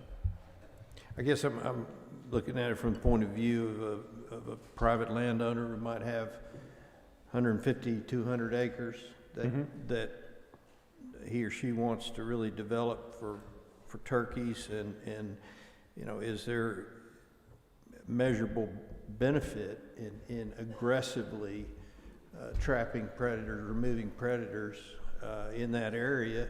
Yes. That would be that landowner's choice, as long as they follow the trapping laws and the rules regarding the elimination of the predators. But it's something I think about often, wonder about. Yes, and you're correct. At a scale of that level, if the landowner is willing and able to put in the time and the effort it would take, they can produce an effect. Thank you. Thank you, Mr. Chairman. Mr. Chairman, I will remind last year during the turkey season setting, we talked a lot about this, and I think most commissioners were surprised that you could trap year-round as a private property owner, which obviously I can tell you firsthand makes a huge difference in the success of your population. And I know Jennifer and her team did a wonderful job of trying to educate people on that, and also store your bush hog until September or October, November, I can't remember, but just park it. Don't bush hog, because that gives the poults you know, more cover to hide. So anyway, Commissioner McLaren, you have a question? I guess probably more of a comment, Mr. Chairman, but I'm sure that Chairman Ripley and myself are not the average turkey hunter. So I guess a word to the wise is to be cautious of the new techniques and the new innovations in hunting and ammunition, as the effective range is probably doubled on taking a turkey in the last, I hesitate to put a time on it, but from the time I started turkey hunting till now, I would say it is probably doubled, and I think it's our job to stay on top of that as technology changes, and to stay ahead of that to protect our resource. Fascinating that Commissioner McLaren is so familiar with my hunting. It's your committee, Chairman. Any more questions? Roger, did you have a couple more slides you want to go over that were in the PowerPoint? No, those were just in case the question came up. I was just going to provide. I just encourage all the commissioners. There's a couple more slides that gives a more detailed summation of all the information. And Roger, we're certainly glad to have you running the turkey program, and as the world is changing with, as Commissioner McLaren talked about, hunting and turkey banding and all the stuff we're doing to protect the resource, and I'm really pleased to see the uptick in the youth harvest, which is what we all want and we all strive to see. So we thank you, and I'll bring Joe Benedict back up to make another presentation. Thank you all.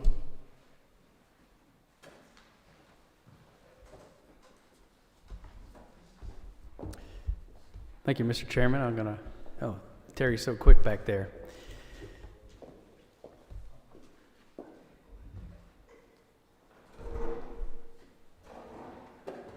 So what we have for you next, Commissioners, is the final recommendation regarding migratory game bird hunting seasons. This will be for the 21-22 season, so this coming fall.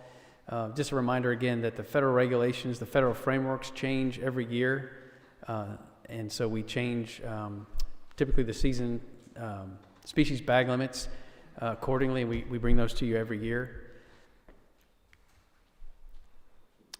Just a reminder, this is the second presentation. I did one by video. I want to thank our video folks, our multimedia folks, for doing that. We shared that with you folks about a month ago as a preview, and so this will be the recommendation for final committee and then commission approval, if you so choose. So the presentation today has early season dates, things like doves, early wood duck and teal season. They're pretty much calendar date changes with one adjustment to the crow season. There's an additional opportunity that we're excited to provide.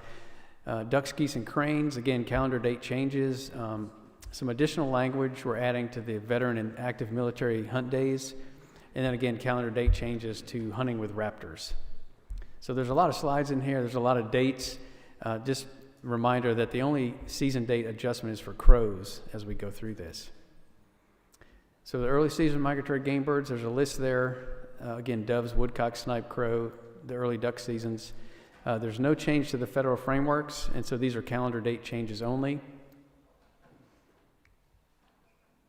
Again, the change that we recommend from last year is adding this phase 2 on the screen. We had a few extra days in the frameworks that we could adjust.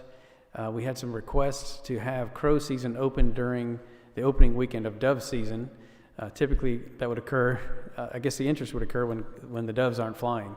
So we were able to add those in for the first few days of September, and we adjusted phase 3 accordingly with those calendar dates. So you'll notice we have two, day restrictions. The June-July season is Friday, Saturday, and Sundays only. And then the other, the September and the January season is no day restrictions. This allows us to have crow hunting throughout the year for a longer duration because there's little interest sometimes in a Monday, Tuesday, Wednesday, Thursday crow hunt in the middle of the week. So I'm just going to leave these up here and pause briefly. You should have seen these in your packet before. There's no changes to these seasons, but again, these are the 21-22 seasons. Here we have woodcock, snipe, and crow. These crows are repeated from the previous slide.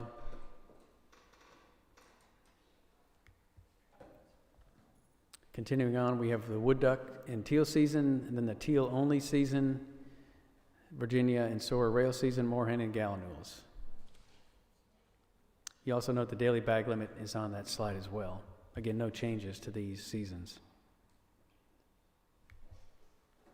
Dove season for 21-22, September 1st through 28th, phase 1, 15 daily bag, and you see the phase 2 and 3 there as well. Again, just updated for the calendar for this fall and next winter.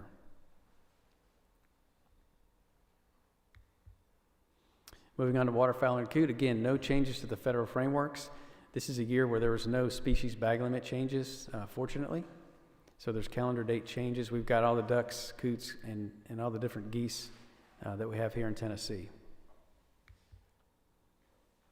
So just a reminder, we've got a separate reelfoot duck zone that opens a couple weeks earlier for that first weekend in phase 1, and then phase 2 is the same throughout the state. Also just have a reminder on the bottom of the slide, the SCOP daily bag limit, because of the population status, there's a hybrid season. We're allowed 2 birds for 45 days, and we put those 2 birds at the end, and the remaining 15 days, the daily bag limit is 1. We've had this season in the past. We had it again last year as well.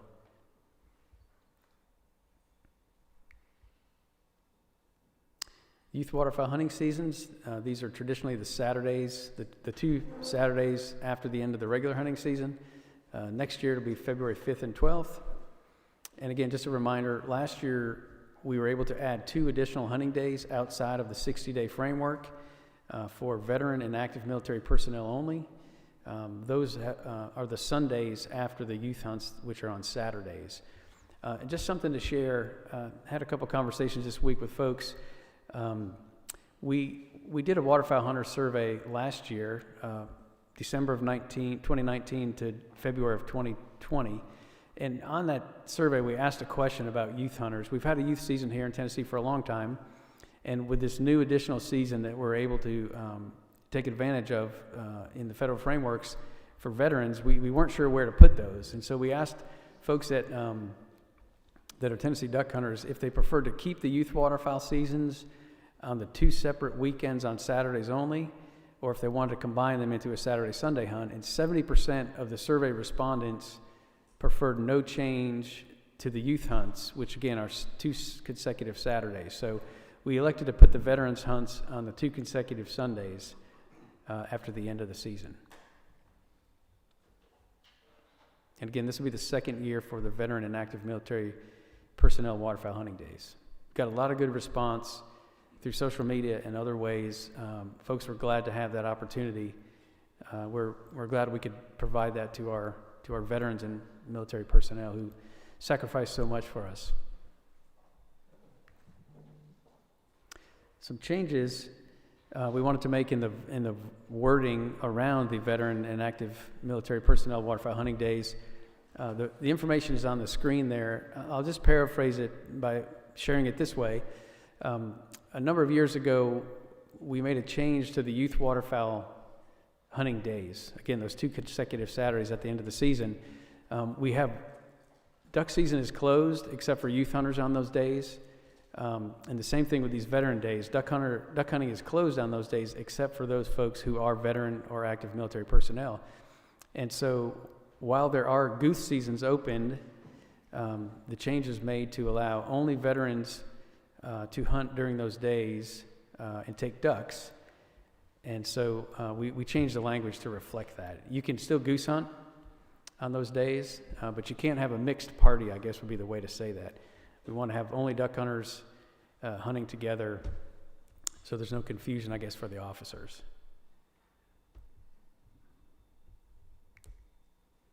Moving on to the goose seasons. White-fronted goose seasons here listed on the screen. Again, Reelfoot zone is a little bit separate or different than the remainder of the state. Just calendar updates here. Canada goose and brant season. We've got 4 phases here, a September season all the way through February. Again, Reelfoot, a slightly different season in there. The light goose seasons, these are blue geese, snow geese, and of course Ross's geese. Again, 4 phases, slightly different at Reelfoot.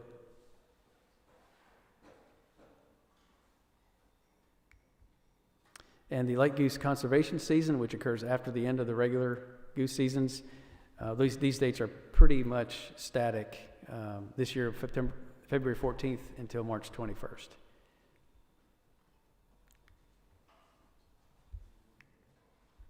Sandhill crane season. You'll see the note there. We issued 2 tags for each successful applicant. We issue a total of 2,500 tags statewide. The season is the same statewide except for the southeast crane zone you see there in the yellow. We have a 3-day closure around the crane festival. We wanted to not have crane hunting going on during the festival there. So one other thing to note, because of COVID last year and some other things, some hunter interest, we issued all these tags by computer draw last year, and we're going to continue to do that. We're able to do that successfully. We got a lot of good feedback from folks about that. Moving on to raptor hunting for migratory game birds. So these are folks that have federally permitted raptors. They're able to hunt all the different species of migratory game birds that you could hunt with a gun. These dates are in addition to the regular season. So the raptor seasons you see here: crow, rails, moorhens, gallinules, and doves.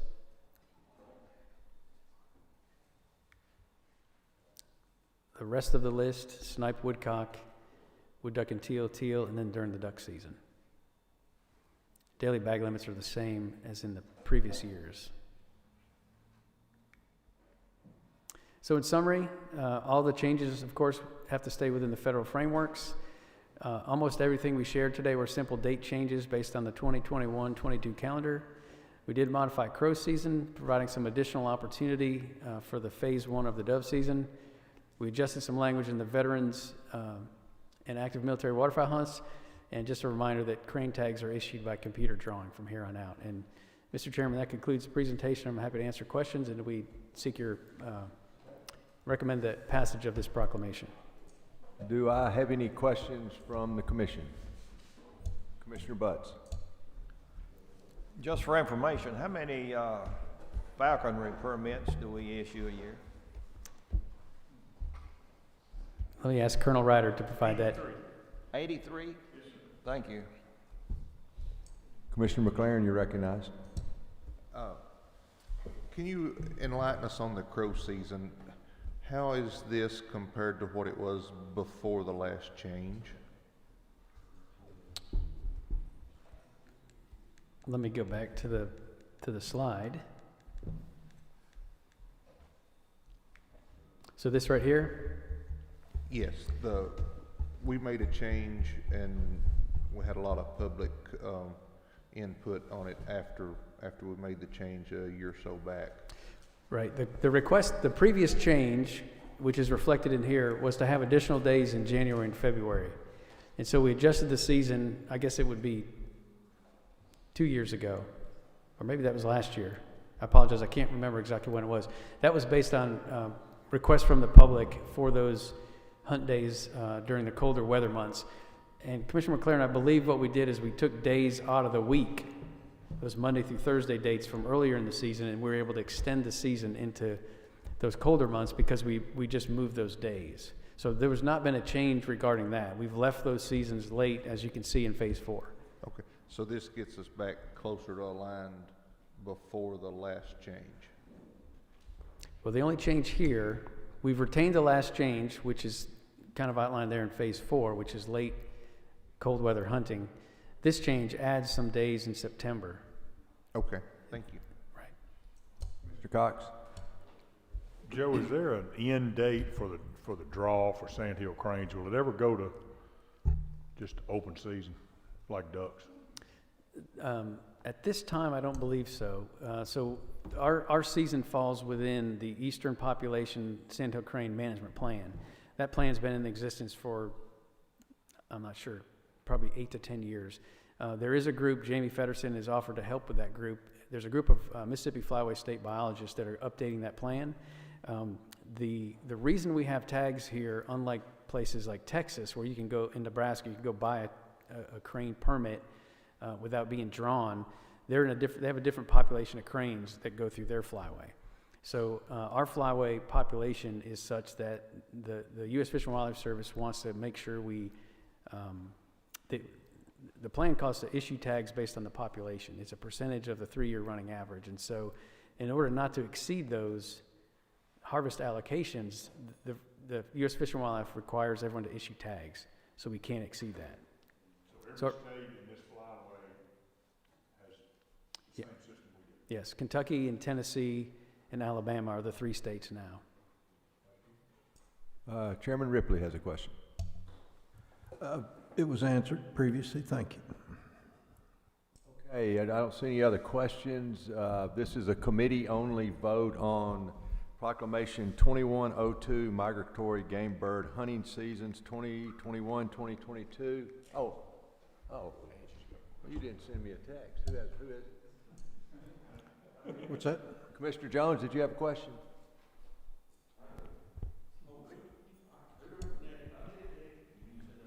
No, I was just going to relay that Commissioner Woods had a question. It was slow coming from East Tennessee.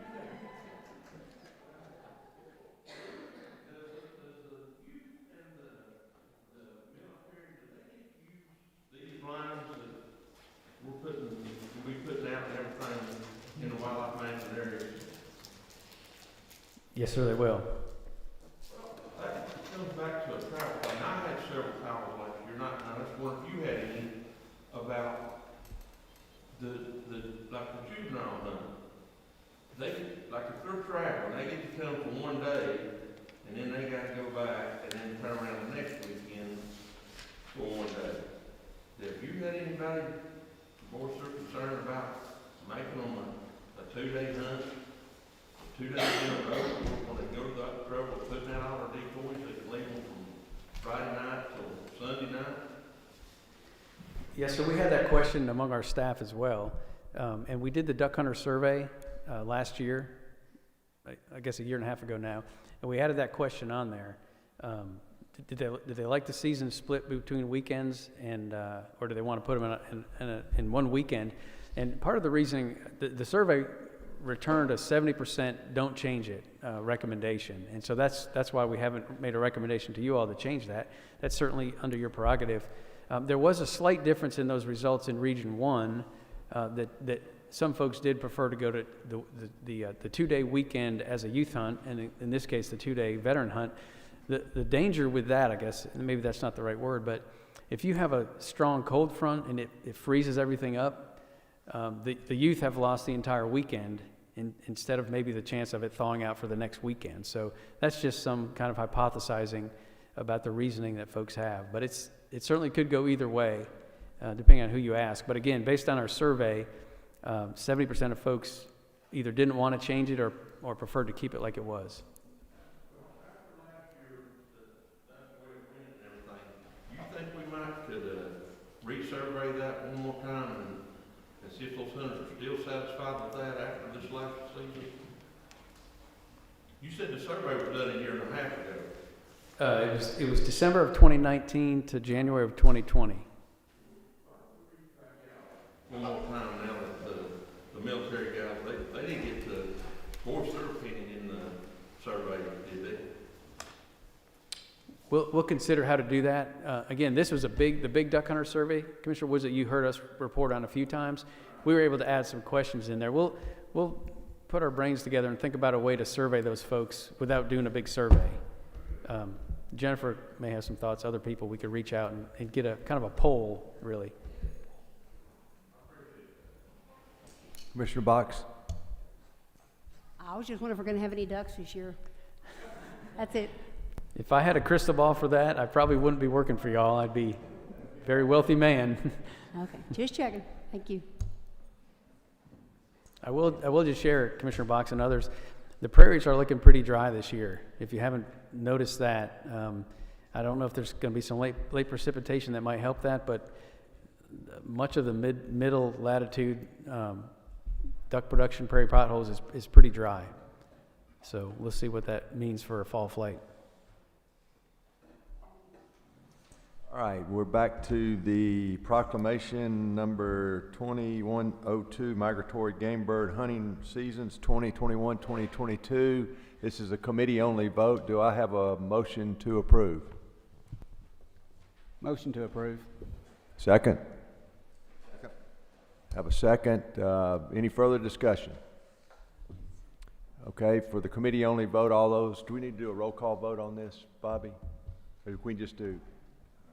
No, okay. All those in favor say aye. Aye. Opposed? Motion carries. Joe, you're still up, so you're going to introduce Dr. Schuler for us. Yes, sir. If we can, Chairman, can we take another short break? It's been about an hour. This is going to be a short break, about 5 minutes. All right.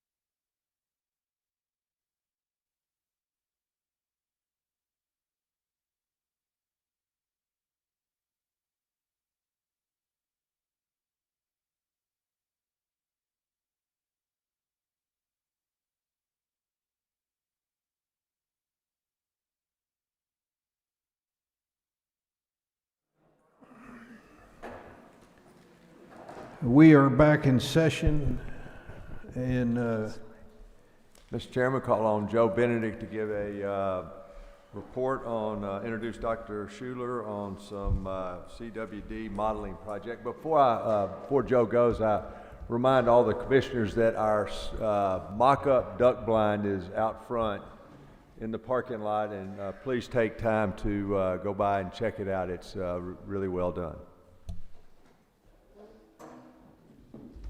So it gives me great pleasure, thank you, Mr. Chairman, to introduce a couple of researchers that are partnering with the agency and with a number of other universities and state fish and wildlife agencies. Dr. Krysten Schuler from Cornell University and Dr. Brenda Hanley. They're going to share today about some modeling work that Tennessee's privileged to be a part of that involves, again, researchers and state fish and wildlife agency folks across the country. As Chuck mentioned, this is basically a national issue that we have. Some states have it a lot worse than others, Tennessee being one of those. So I'll just share, I guess I'll read two different bios here and then turn it over to Dr. Schuler to begin. Dr. Schuler is a wildlife disease ecologist. She's also the co-director of the Cornell Wildlife Health Lab. She works also for the New York State Department of Environmental Conservation on their statewide wildlife health programs. And she also provides assistance to other agencies. She's been working on chronic wasting disease for over 2 decades, and in 2019 actually provided some testimony on CWD to the U.S. House of Representatives Natural Resource Committee. She Knoxville at the commission meeting about this new risk-based weighted surveillance system that we had just implemented. So she shared that with us in October. I believe it was a year we discovered CWD. So she's got a history here. I remember that presentation was great and well received. Dr. Brenda Hanley is a postdoctoral researcher at the Wildlife Lab there at Cornell. Her research meshes theoretical mathematics with data science and statistics to advance our understanding of natural resources to inform management. She holds a BA in Geography and Land Studies, a BS in Mathematics, an MS in Statistical Science, and a PhD in Bioinformatics and Computational Biology. She lives and plays in the wild places of Wyoming. And so with that, I'll turn it over to Dr. Schuler. All right, thank you very much. Can everybody see my presentation?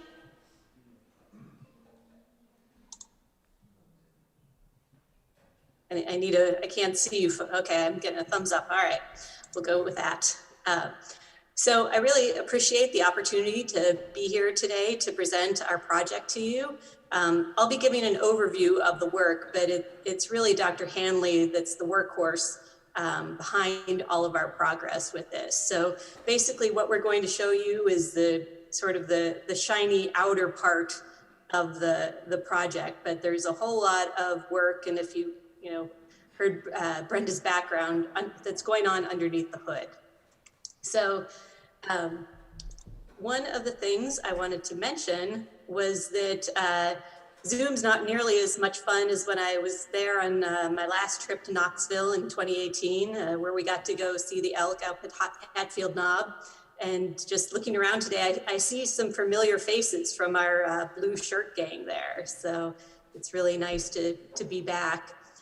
As Chief Benedict mentioned, it's worth noting that a few months after this photo, TWRA found CWD in Fayette and Hardeman counties, which were designated as the highest risk based on our hazard model. So I really don't understand why you good folks in Tennessee keep inviting me back, but here I am with the next iteration of how we can do a better job with CWD surveillance. So the Surveillance Optimization Project for Chronic Wasting Disease, or SOP for CWD, was born out of an effort to maximize sampling efficiency and effectiveness.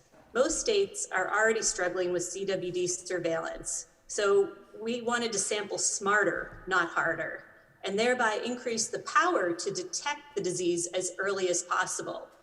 And one of the problems with CWD is that there's a lot of information out there. There's tons of different models, but it's not necessarily designated to be practical for state wildlife agencies. So you can include things like sex, age, where the samples came from, whether it's hunter harvest or roadkill, genetics, landscape features, and potential hazards that may all introduce prions to new areas, but smashing those all together is a really challenging thing.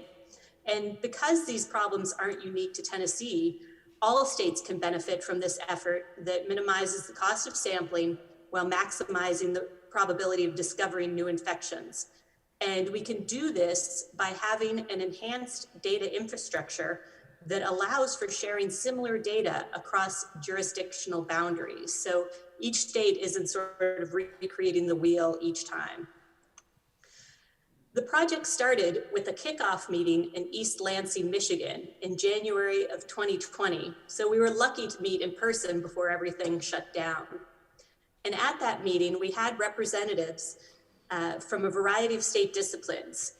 By getting the deer biologists, wildlife veterinarians, agency administrators, modelers like Dr. Hanley, data analysts, and wildlife disease ecologists like myself, all in a room together, we could identify the problems that the states were having with CWD surveillance and how we could address them. And you might recognize that tall gentleman in the back as Dr. Dan Grove. James Kelly was also in attendance, but somehow managed to evade our group picture. For the scope of the project, we're only focusing on white-tailed deer in the eastern United States and Canada. And so far, we have 17 states and 1 province that are participating in the project. And we've invited all the states bordering Tennessee to participate because we need to share this information across borders for this disease. It's also worth noting that Virginia, South Carolina, Georgia, Alabama, Florida, and Pennsylvania are all now conducting the hazard assessments and risk weighting model that we developed in New York and then implemented in Tennessee in 2018. So Tennessee has really come to the forefront of leading on CWD efforts and is being recognized for that by other state agencies. So to recap the benefits to the states, we can leverage information across states to increase our knowledge of CWD parameters. And we also now have regional maps showing the testing effort and locations of positives by sex, age, and year that has never been available previously. Another tangible benefit is that we have standardized data that can be shared not only with our effort, but with other modelers or people working on data visualization. So to give you an idea structurally of what we're talking about, the states that have signed on to participate in the project will contribute data to a regional CWD surveillance database that we're calling the data warehouse. That data then goes into these mathematical models, basically what's under the hood and you don't necessarily need to get in the nuts and bolts of, and is displayed in a suite of interactive web applications that can provide things like situational awareness, predictive analytics, sampling optimization, and management options. We also have the ability to incorporate elements like harvest, risk factor, and genetics into these models. So let me walk you through some of the different components of this project. And one of the sort of unexpected benefits was when we had that meeting in Michigan, we realized that we weren't all speaking the same language. So we developed a common vocabulary with the agencies so that when we're talking about CWD, we can make a better apples to apples comparison. The second component is situational awareness. One of the most important things is to know what you've got and where you've got it. And the map on the left shows a summary of testing by year and county and can be broken down further by sex and age. It can show you the prevalence in a particular county that can also be broken down by sex and age. And this helps us understand the progression of the disease over space and time. Similar to what Chuck Yoest showed you earlier with the different prevalence calculations by county. But now you can do that with an easy click for each year. So this information is an app that will be available to managers so that they can interact with their data. And we also wanted to think about the ecology of the disease and what's driving increases in prevalence. So Dr. Hanley created a susceptible, exposed, infectious, and removed model. And these, they're often called SIR models. You may have heard about them with COVID because they're the most common type of model in epidemiology. And this can predict situations when CWD outbreaks will either take off or die out based on the population density and recruitment of the white-tailed deer population. So the map on the right depicts the interactive version of that model where managers can easily choose a radio button that most accurately represents the situation that they have on the ground and how they might be able to preemptively manage that herd to ensure that just random CWD introductions to new areas do not become outbreaks. So what I'm showing you today in these apps aren't necessarily the final version, so don't take these to heart and pick on any particular county, because we're working with TWRA through a beta testing process where we can make sure that these apps are the most useful for them and that we've got everything that they need. So these are just sort of examples at this point of what the apps will end up looking like. And you may remember seeing similar maps when I talked to you in 2018 about where the risks were for CWD introduction. And we've improved on these hazard identifications from the anthropogenic activities that you're probably familiar with, the taxidermists, meat processors, captive cervid herds, and also natural deer movement, along with transmission parameters associated with higher deer densities, and trying to make that easily visualized. So the model predicts the relative risk that a novel introduction of prions will result in an outbreak. So again, these aren't the final version, but we are working on those. We also have an application that predicts the likelihood of a deer having CWD based on its sex, location, and the characteristics of that area, like elevation, clay content in the soil, percent forest cover, and more things like that. It will give a probability score, which will also be helpful for the agency when they're trying to conduct management action. So we heard about targeted removals already. We also heard about the prion sniffing dogs. This might actually be very useful in trying to identify where they should direct those efforts. So this app also includes downloadable risk maps. And I think it's important to point out here that all the work behind this is based on a master's level thesis. And Dr. Hanley has boiled this down to make sure that the code runs on one click of a button. And the final synthesis of this project is a combinatorial optimization algorithm. And that's a mouthful, I know. But if you think about like something like, how does FedEx know the best route, the most efficient route to deliver packages? It's because they're running algorithms like this. So this algorithm uses the budget available as determined by TWRA. So how much money do they have in a given year to put towards CWD surveillance to assess the most cost-effective way to conduct that surveillance statewide. And this is customizable, where they can say how much money they want to put towards detecting new infections in the parts of the state where the CWD is not known to exist, or to assess prevalence changes, which will let them know if their management actions are working.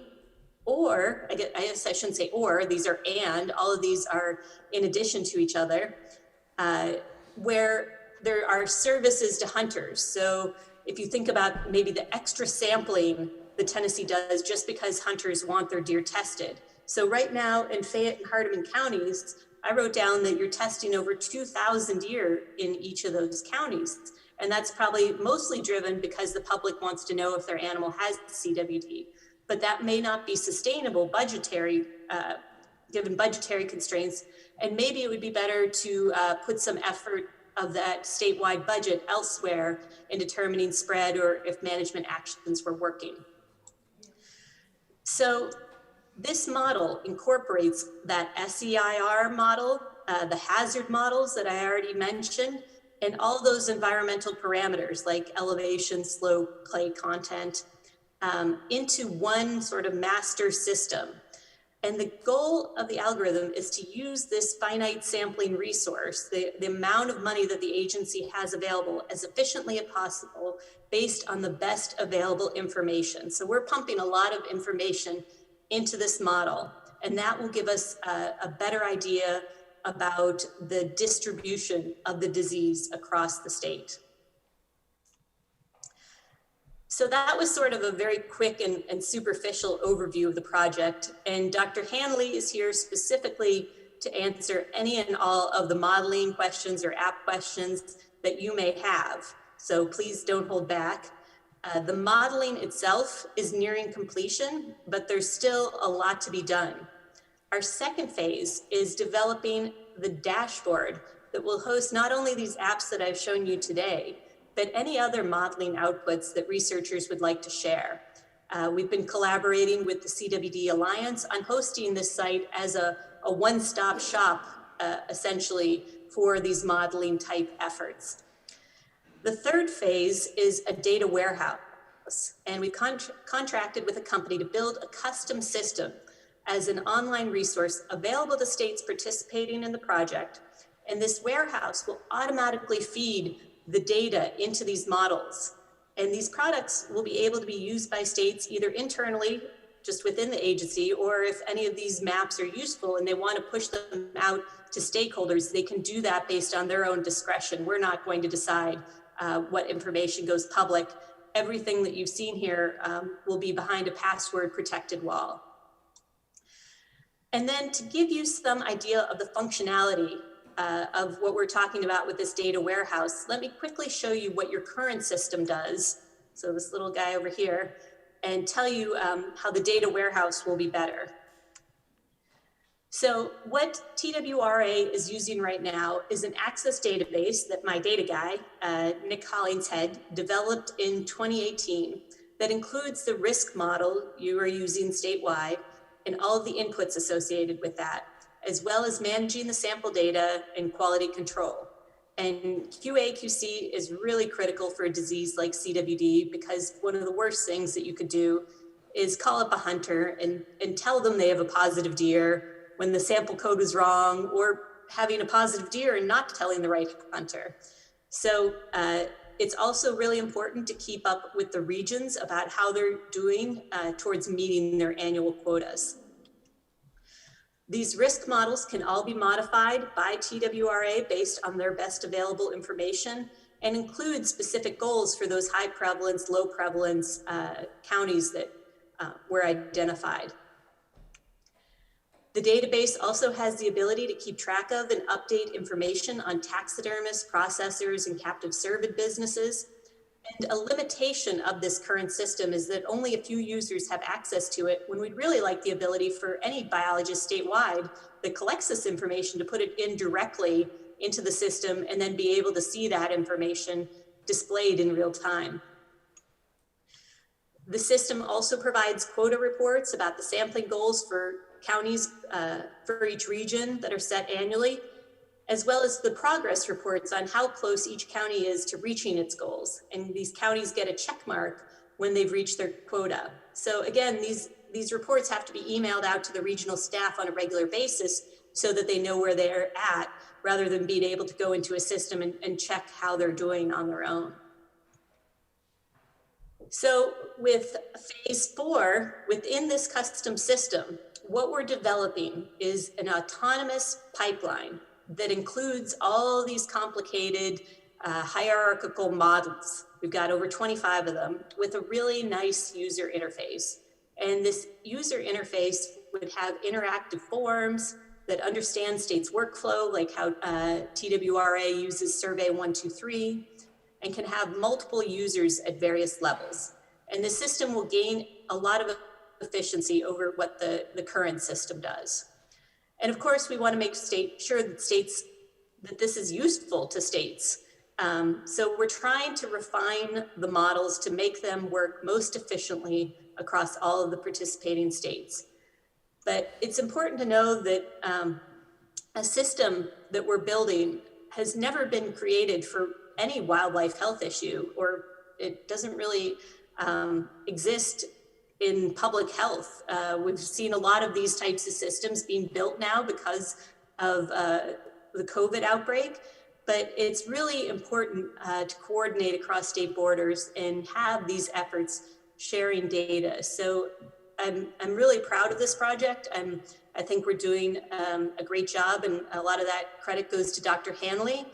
But I also need to give special thanks to my team with Nick Hollingshead and Rachel Abbott, who assisted with this presentation and with the project overall, as well as the numerous collaborators that we have from state, provincial, and federal agencies and other universities, particularly Michigan State University, and the New York State Department of Environmental Conservation and the Michigan Department of Natural Resources, which have provided considerable funding towards this project. So with that, I would be happy to take any questions. Does anybody have any commissioners have any questions? Commissioner Jones, okay. Dr. Schuler, thank you for this information, and thank you to the agency for sharing this information with us. If I had known what was going on a year ago, it certainly would have given me less to talk about over the last few years, or at least the last few months, about predictive modeling.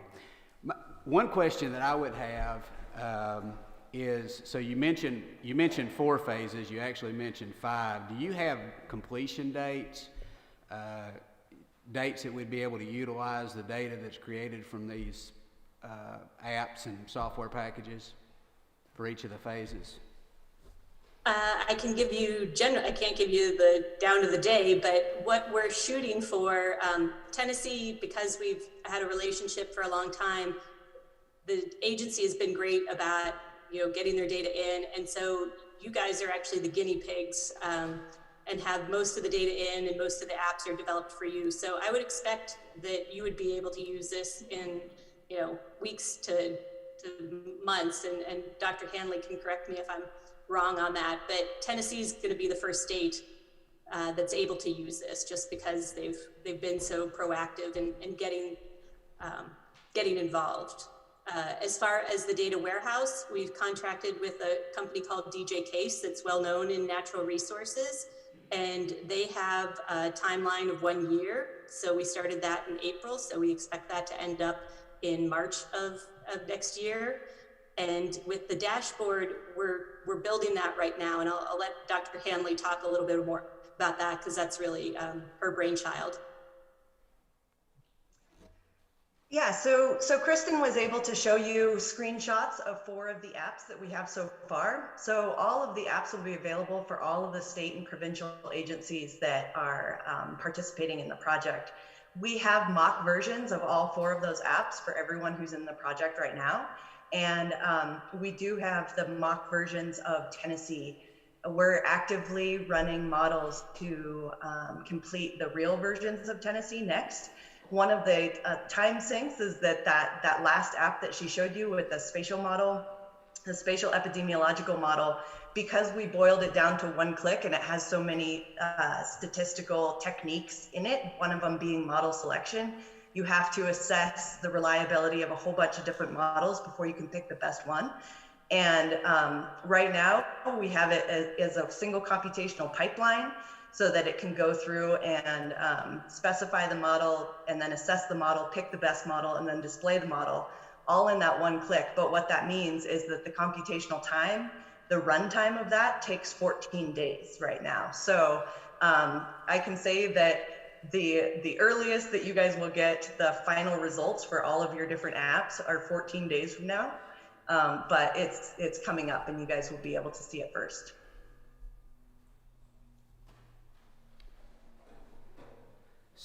So from an agency perspective, and I'm not exactly sure who to ask this question to, when will that data be put into the system and maybe compiled into a report that can be in front of the commission, so that we can, when we're making decisions about, is it going to be done before budget time, I guess is my question.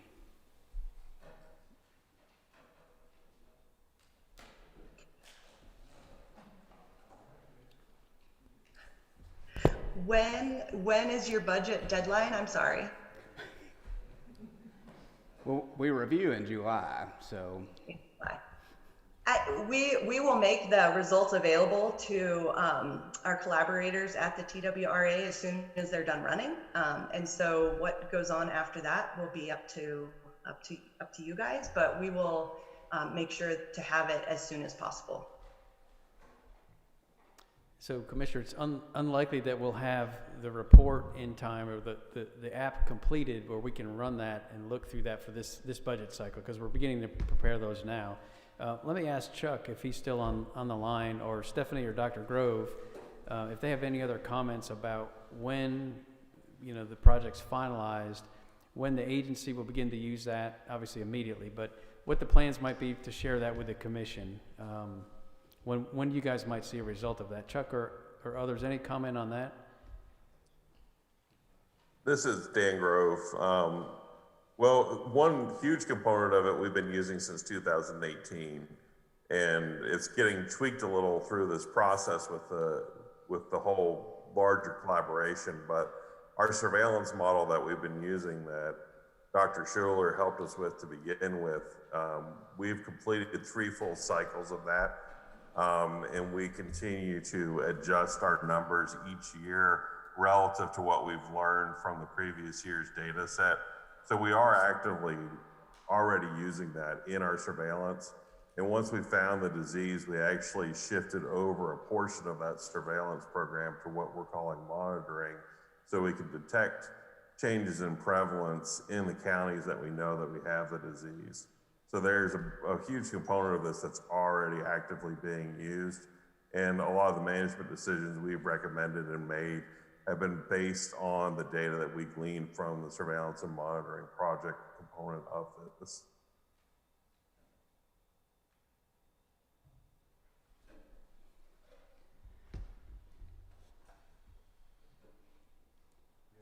Question, Commissioner Jones?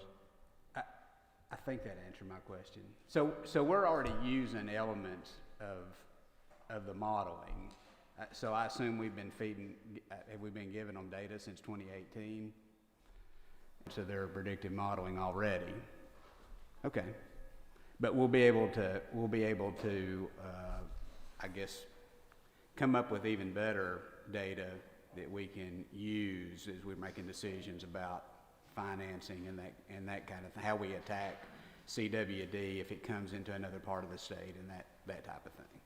Okay, great. That's all I've got. Any other commissioners have any other questions? Okay, seeing none. Dr. Schuler, thank you so much. Joe, did you have anything else to say? Okay, thank you, Joe, Chuck, Jennifer, Roger, for all your great information. And Mr. Chairman, this concludes my short report for the day. Thank you, Chairman Granberry. At this time, I recognize Tommy Woods, Chairman of Boating and Law Enforcement. Thank you, Mr. Chairman. I'd like to call on Colonel Darren Ryder, Chief of Boating and Law Enforcement, to give a short division highlight. Yes, sir. Thank you, Commissioner Chairman Woods. So I got a little updates on some items that to go over today at a high level.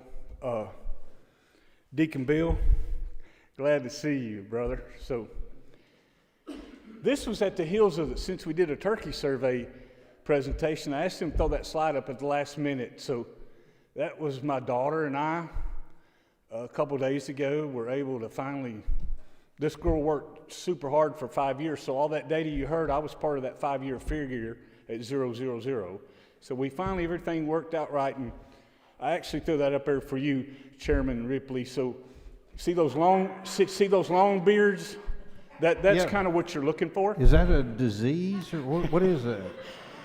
I just wanted you to have a visual of what a long beard looks like. Frightening. And more importantly, patience and time, because that's 5 years worth of effort right there. It finally paid off. So, congratulations. 3 really good-looking turkeys, I can tell you that. I just thought I'd throw that in there. All right, so back to you, Brother Bill. So, do we need to talk about our encounter back in the late 80s? We leave that? Commissioners, remind me to tell you my encounter with this gentleman back in the late 80s. We'll talk about that later. All right, so what I want to bring forth to you today is, if you recall back in August when we did have a budget review, and it was back during the time when things were bad and all the equipment purchases kind of got froze, but we came before you and this commission expanded so we could buy some patrol boats. And so what's happened here is that we've got expanded to do 7 boats. Just wanted to give you an update that 4 of these boats have been delivered. 3 of the 21 footers have been delivered. 1 will go to District 41, 2 goes to District 42, and then 1 is the 24 footer has been delivered to District 12. So we expect these other 3 to be in soon. Do we have some pictures? If you'll go on, I'll talk about that one in a minute. That there is the 24 footer Skeeter is our vendor now. And then the next picture, that's the 21 footer Skeeter. So we're happy to have those in service. So I know y'all expanded the budget, so we're trying to get those equipment. The boat world is not good right now. By the time we got that budget expansion and we're able to go through the process of the purchasing process, the aluminum boat went up 10%. The manufacturer's gone up 10% since then, and they're hard to get. Any boat, any motor and trailer. This vendor here generally carries about a $3 million inventory. He's got about a dozen boats on his lot right now. So that's it. So then we move, let's fast forward to last January when we requested a budget expansion for some shallow running boats.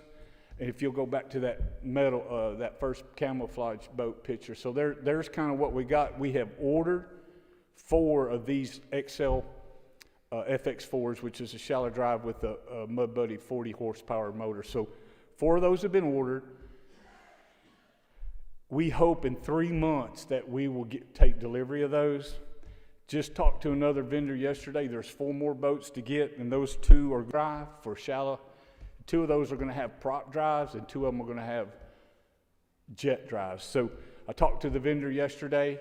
The bid closes for the remaining 4 of those on Tuesday, and I talked to the vendor I talked to yesterday, actually submitted a bid today, so we'll look forward to seeing how that turns out. So that's kind of the update on the budget expansions that y'all approved. Another topic I'd like to kind of just brief you on is we're right in the middle of a new hire process. We're slated to hire 6 new officers. And then in addition, I know wildlife is spinning hard right now trying to fill all the manager spots, but the outcome of that looks like some manager ones that will mesh with our officers to be commissioned and go through the academy. Right now we have, in Region 1, we have Stewart and McNary vacant. Region 2, we have Lawrence vacant. And then in Region 3, we have 2 Hamilton positions vacant. And then Region 4, we have a Cock County vacancy. So we received the register Tuesday from HR, and we went through that process Wednesday, all day Wednesday, and we turned in. So we're now have sent out invitees, the invites for the folks to show up for our round 2 interviews, which will start on May 3rd. And then we're scheduled to do our round 3 interviews on May 17th. And then on May 20th, we'll make our offers. We'll do orientation on June 14th. And then we'll start our 20-week academy on June 20th. And also with the remainder of that first year, they're still underneath the FTO program. So another, we just selected the Officer of the Year, Sakar Safari winner for the Officer of the Year. The selection was David Crane out of Region 2, which is District 22 out of Giles County. David's a 30-year veteran with the agency, and I suspect we'll bring him and really present him later on at a commission meeting. And then also our boating officer of the year was Josh Landrum. He's also from Region 2, but he's out of District 21, and he's our full-time boating officer here. And he's received this previous award before, but now with the selection this year, we'll submit him for a possible regional selection for boating officer of the year. So that's brief as I can be, sir. Any questions? Anyone have questions? All right, with no questions, what a special moment to take a couple of nice birds with your daughter. I'm sure that was really special. And I'll take you, Commissioner Ripley, anytime you want to go. well, that was going to be my next request. So thank you for reading my mind. Thank you, Colonel Ryder. All right, thank you, Chairman Woods. I now recognize Bill Cox, Chairman of the Budget Committee. Thank you, Mr. Chairman. Mr. Tarkington, have you got some really good news for us? Always, sir. I'm the chief of budget and procurement. Traditionally, for the new commissioners, by the way, welcome, I present a financial report on the 4 main funds that we have: boating and wildlife, which are separated by law, and the 2 wetlands accounts, wetlands acquisition and the in lieu of tax, where we pay counties for those properties that we take off their tax rolls. And also the 2 endowment funds we have, which are the lifetime license and the watchable wildlife. There should be a 2-page report either in your book, on your iPad, whichever. So for the next 2.5 hours, I will present something on the budget for you. Probably take about 90 seconds. I'm reporting through February. You might ask, why not March? It takes the state of 10 approximately 3 weeks after a month closes to balance. Then we need to take what they have, and takes about another week to balance. We now have March. I just don't have it ready to present to you. That's why I'm presenting it, the report to you today on February. At the top of the page, the boating fund, the registration income is approximately $650,000 more than what was projected for the year, and the expense to date for the budget is approximately 34%. Middle of the page, the wildlife fund, license income has come in significantly. It's $2.5 million, a little more than $2.5 million above projection thus far during the year, while the expense to total amount of the budget is approximately 51%. At the bottom of the page, the Wetlands Acquisition Fund has a balance of $16.1 million, and on the second page identifies the funds that we have that the Treasury invests for us, and they are the lifetime watchable, some out of wildlife, some out of boating. And thus far this year, they're down approximately 1.8%. These fluctuate over time. Sometimes they're up and sometimes they're down. The last several months they have been down though. Any questions or comments? Any questions? Ken, how did on the license sales, I know we had a banner year last year. How does this year compare year over date to last year? It's up probably 15% over last year. Yeah, through February. Keep it up. So do you think, saying that, Ken, or whoever, I'm guessing there's a chance that automatic renewals or something hit in March. So you don't really anticipate this year being up total of 15% over last year? You don't know, you don't have enough information yet. It's possible that people are buying earlier in the year, but we talked and Susie, back me up here. It's possible that people are buying earlier in the year, but the same thing happened last year when we had a surge of licensed buyers in April, and it continued every month of the year. We had every single month of the year last year we were up on the year before.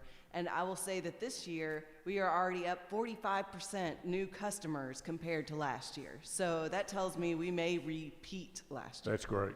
I hope that continues. Any more questions? Mr. Chairman, that's all we've got in budget. Thank you, Ken. Thank you, sir. Thank you, Chairman. I noticed A couple of things.